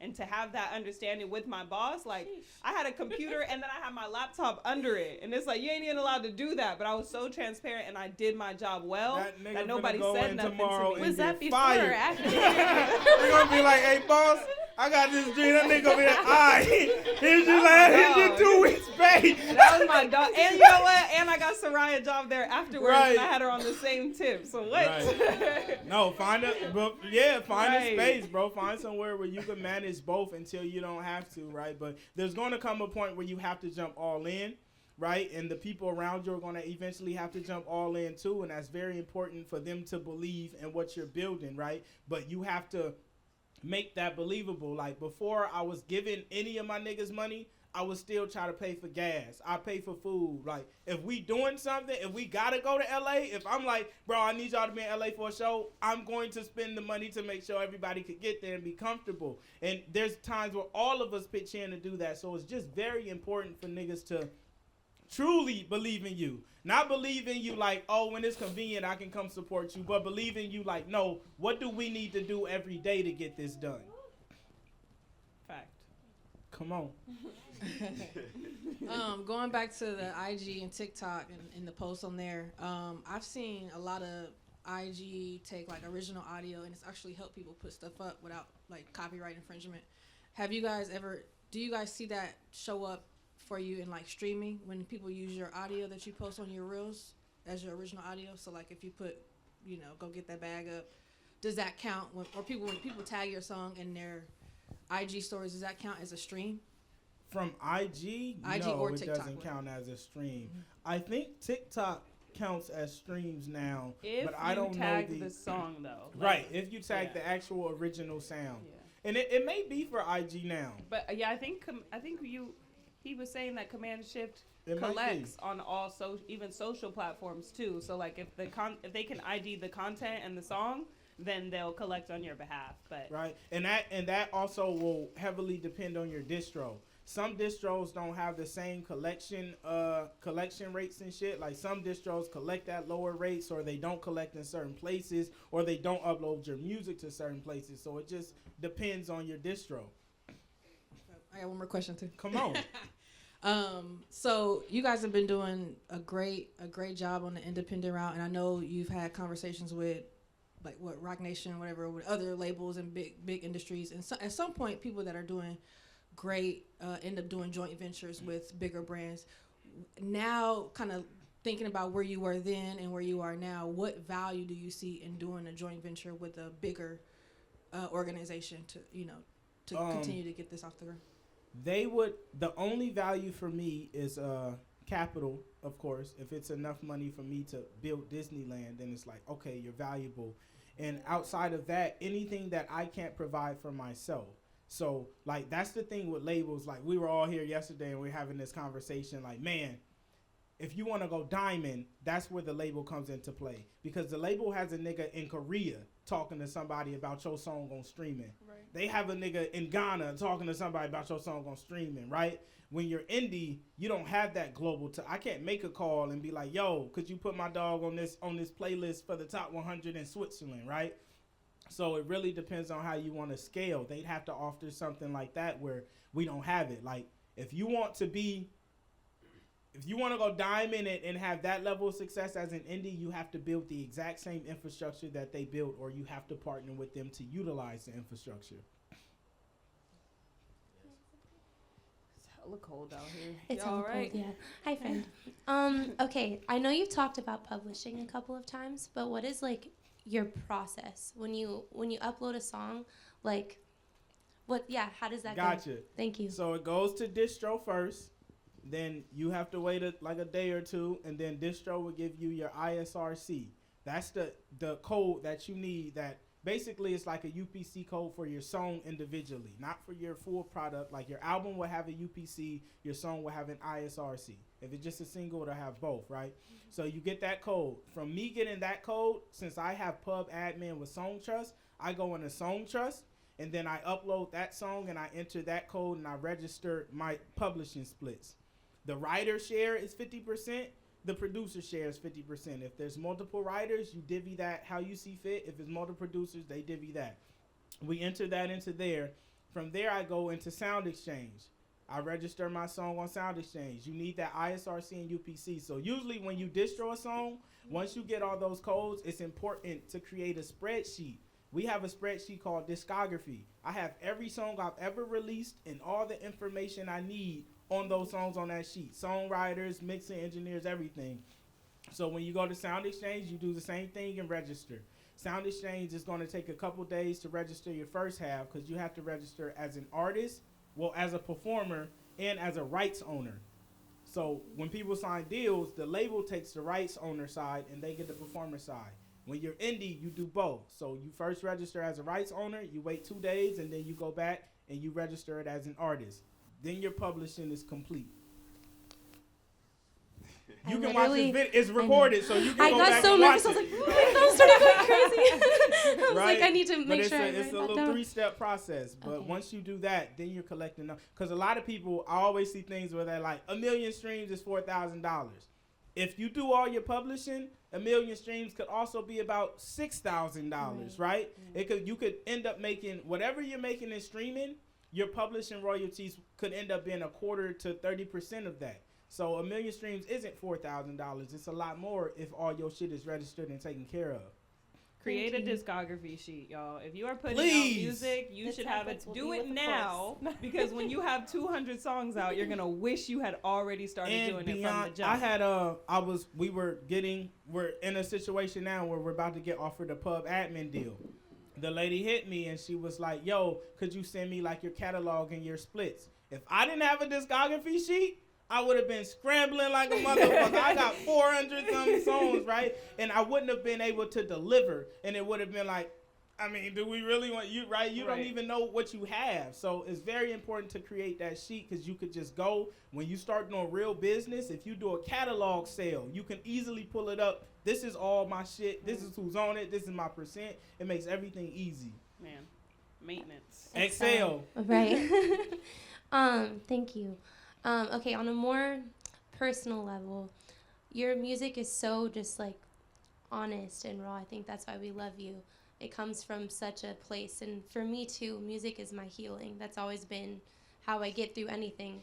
If I start crying, I'm probably gonna write a song about it. Like, Right. I know you relate to that. So like, sometimes it feels like when I'm putting it out, it's like I'm putting out my prayers, if that makes sense. And it can even like feel icky to sing it again. Or Right. sometimes I'm like, fuck, I waited too long and now I can't put this out because it's too painful. How do you deal with that? I just let it go when it comes to the art because, right, the art is you journaling. And it's very vulnerable. There's some songs I don't perform. Like, they'll play a beat during rehearsal, and I'm like, no, I'm not doing that shit, right? And you don't have to always do it because it is your journal. I'm choosing to share my journal, right? And that's a very important thing you have to know when you're releasing it. There may come a day where you hate this song. That's not how you feel anymore, but you chose to share your journal instead of keeping it for just you. And that's something that's okay with. Just learn to be okay with that. It's just thought. It's just your journal, right? Like, it can't kill you. I think it's very important to share all that shit because there's someone experiencing that shit who might not make it through it because they think they're the only person going through it until they hear a Selena or a LaRussell or Michael Prince or Transley or, it's just different. Me and Tony made some fire today. Some fire.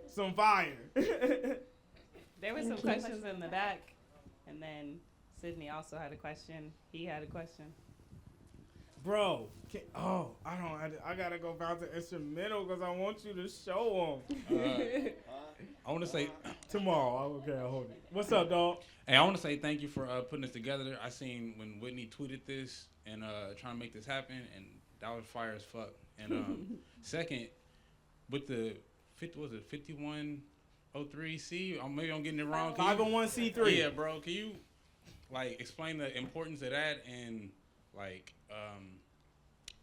because Goodcompenny is a label, right? And it's a nonprofit. So how do you know what I'm saying, figure dang that? So the 501c3 is important because a nigga like me gives a lot, right? And typically, since I give so much, like to do momos, it costs me nearly 6 figures, right? So generally, that's income that has to be accounted for as an LLC. It would say I spent $100,000 or I made $100,000 and now I have to pay taxes on it. Versus with a nonprofit, it's like this is untaxable income, right? So I'm not.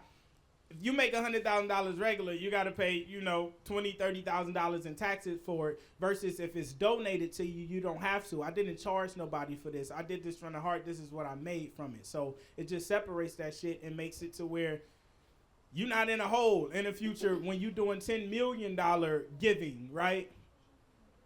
Appreciate it. Thank you.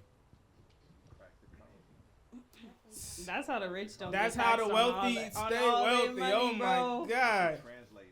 Right. Right? Beautiful, magnificent way. Come on. We got any more? We almost closing out. You better get them out. So as a creative, just seeing your standpoint of your process, brand deals, photography, like what is your overall creative direction when you do shoots, your album covers, your, brand shoots like with Puma, for example? Do you direct everything on your own or it's like a team effort? Dope. So I usually, so there's separate ones, like what are the different ones we did? So with Puma, right? Puma came to me, Hope ain't hit me and was like, yo, this is the treatment and the thing. And I think they just wanted photos. Mm-hmm. But I'm a nigga who believes in over-delivering. I'm like, if I'm going to do it, I'm finna do it so good that you can be like, I need you to do this every single time. You feel me? In every way, You feel me? But I had to get it off. It was just too good. Hey, but with Puma, it was like, let's over-deliver. I was like, I want to shoot a fucking commercial. So I call Gigs and I tell Tietta and I tell Yacion and they all kind of brainstorm. I tell them I usually give everyone a general idea of what I want out of something. And then I let kind of people be free, kind of. Like I'll micromanage it, but I'm really just like, everybody wants the same goal. So we started, man, for that Puma shit, I had to go knock on the neighbor door like, yo, can we use your van? Right? And he was fucking with it. He let us, so we was able to pull it off. King Palm, we did one, and I was just like, usually when I approach brands, it's always like, I'm going to do what I do best. Just let me do the deliverables. I don't really want too many rules on what I got to deliver. Just let me kind of create. You're going to be happy with what I create. And being able to approach it like that, we've just had much better outcomes. Even all the photo shoots for the albums and shit. Like, B Gig's been trying to get me to do an editorial shoot for hella long. And I'm like, I'll be like, no, I'm not doing it. I'm not putting on clothes, right? So he kept on pulling it and earning it. So they turned out beautifully. B Gig's went shopping with us. Like he did. I'm somebody like, if you want it to happen, you do it. He was willing to go to the store, to go by the, hey, let's do this and do everything. I didn't have to do much but sit down and take my photos, you feel me? So I just kind of build around people that really want to do it and it make all that shit easier. And we only do shit for the partners and brands that we actually fuck with, right? So you would say that like your whole team, creative wise, you guys just always come together and like. Man, yeah, it's always a group idea. Like there's usually one initial bomb, and then everything. Like I had an idea. I was like, we need to do a GC Halloween, right? And me just saying that, Millie knew what she needed to do. Tietta knew what she needed. Everybody was like, okay, let's figure out how to do this, right? So it's an initial idea, and then everyone kind of just does what they do best. Love it. Free game. With so many different platforms out there and more coming, like, how do you guys prioritize, like, when you have a content piece or something like that? What are you prioritizing first? I see I follow you guys mainly on IG, everything now, but mainly IG. But how do you guys prioritize when you're releasing your content? Because do you have that same system for every different platform? Yeah, so it depends on what type of content it is. So every piece of content has a time that it goes up. So like I said, 5 o'clock is like interview posts, and 11 o'clock is free game Fridays. And once the content has been delivered to us, we break it down and we figure out how many pieces we have.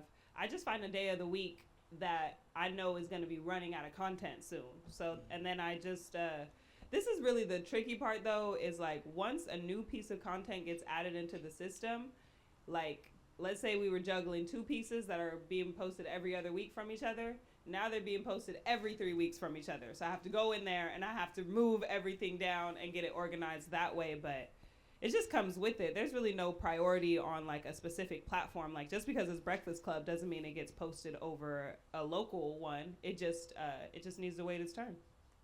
Yeah. Yep. We just keep adding on to. We had one day we went and did an interview, and it was like one of the early ones. We had clips, and I was like, bro, I'm gonna do 7 interviews so we could post an interview clip every day of the week. And out of those 7 interviews, we're gonna end up with 70 clips. I'm gonna get at least 10 clips from each. So now we were able to do an interview every single day for 7 days. And then once I passed 7, it's like, oh, we did 15 interviews. Now we got complete variety because every other day it's a whole different platform. But it's really just trying to establish it first. Do one, get good interview, get 5 pieces out. You got 5 weeks worth of content every Monday. Then do a second interview. Okay, now we got 5 pieces, you feel me? And just kind of scaling it as you go.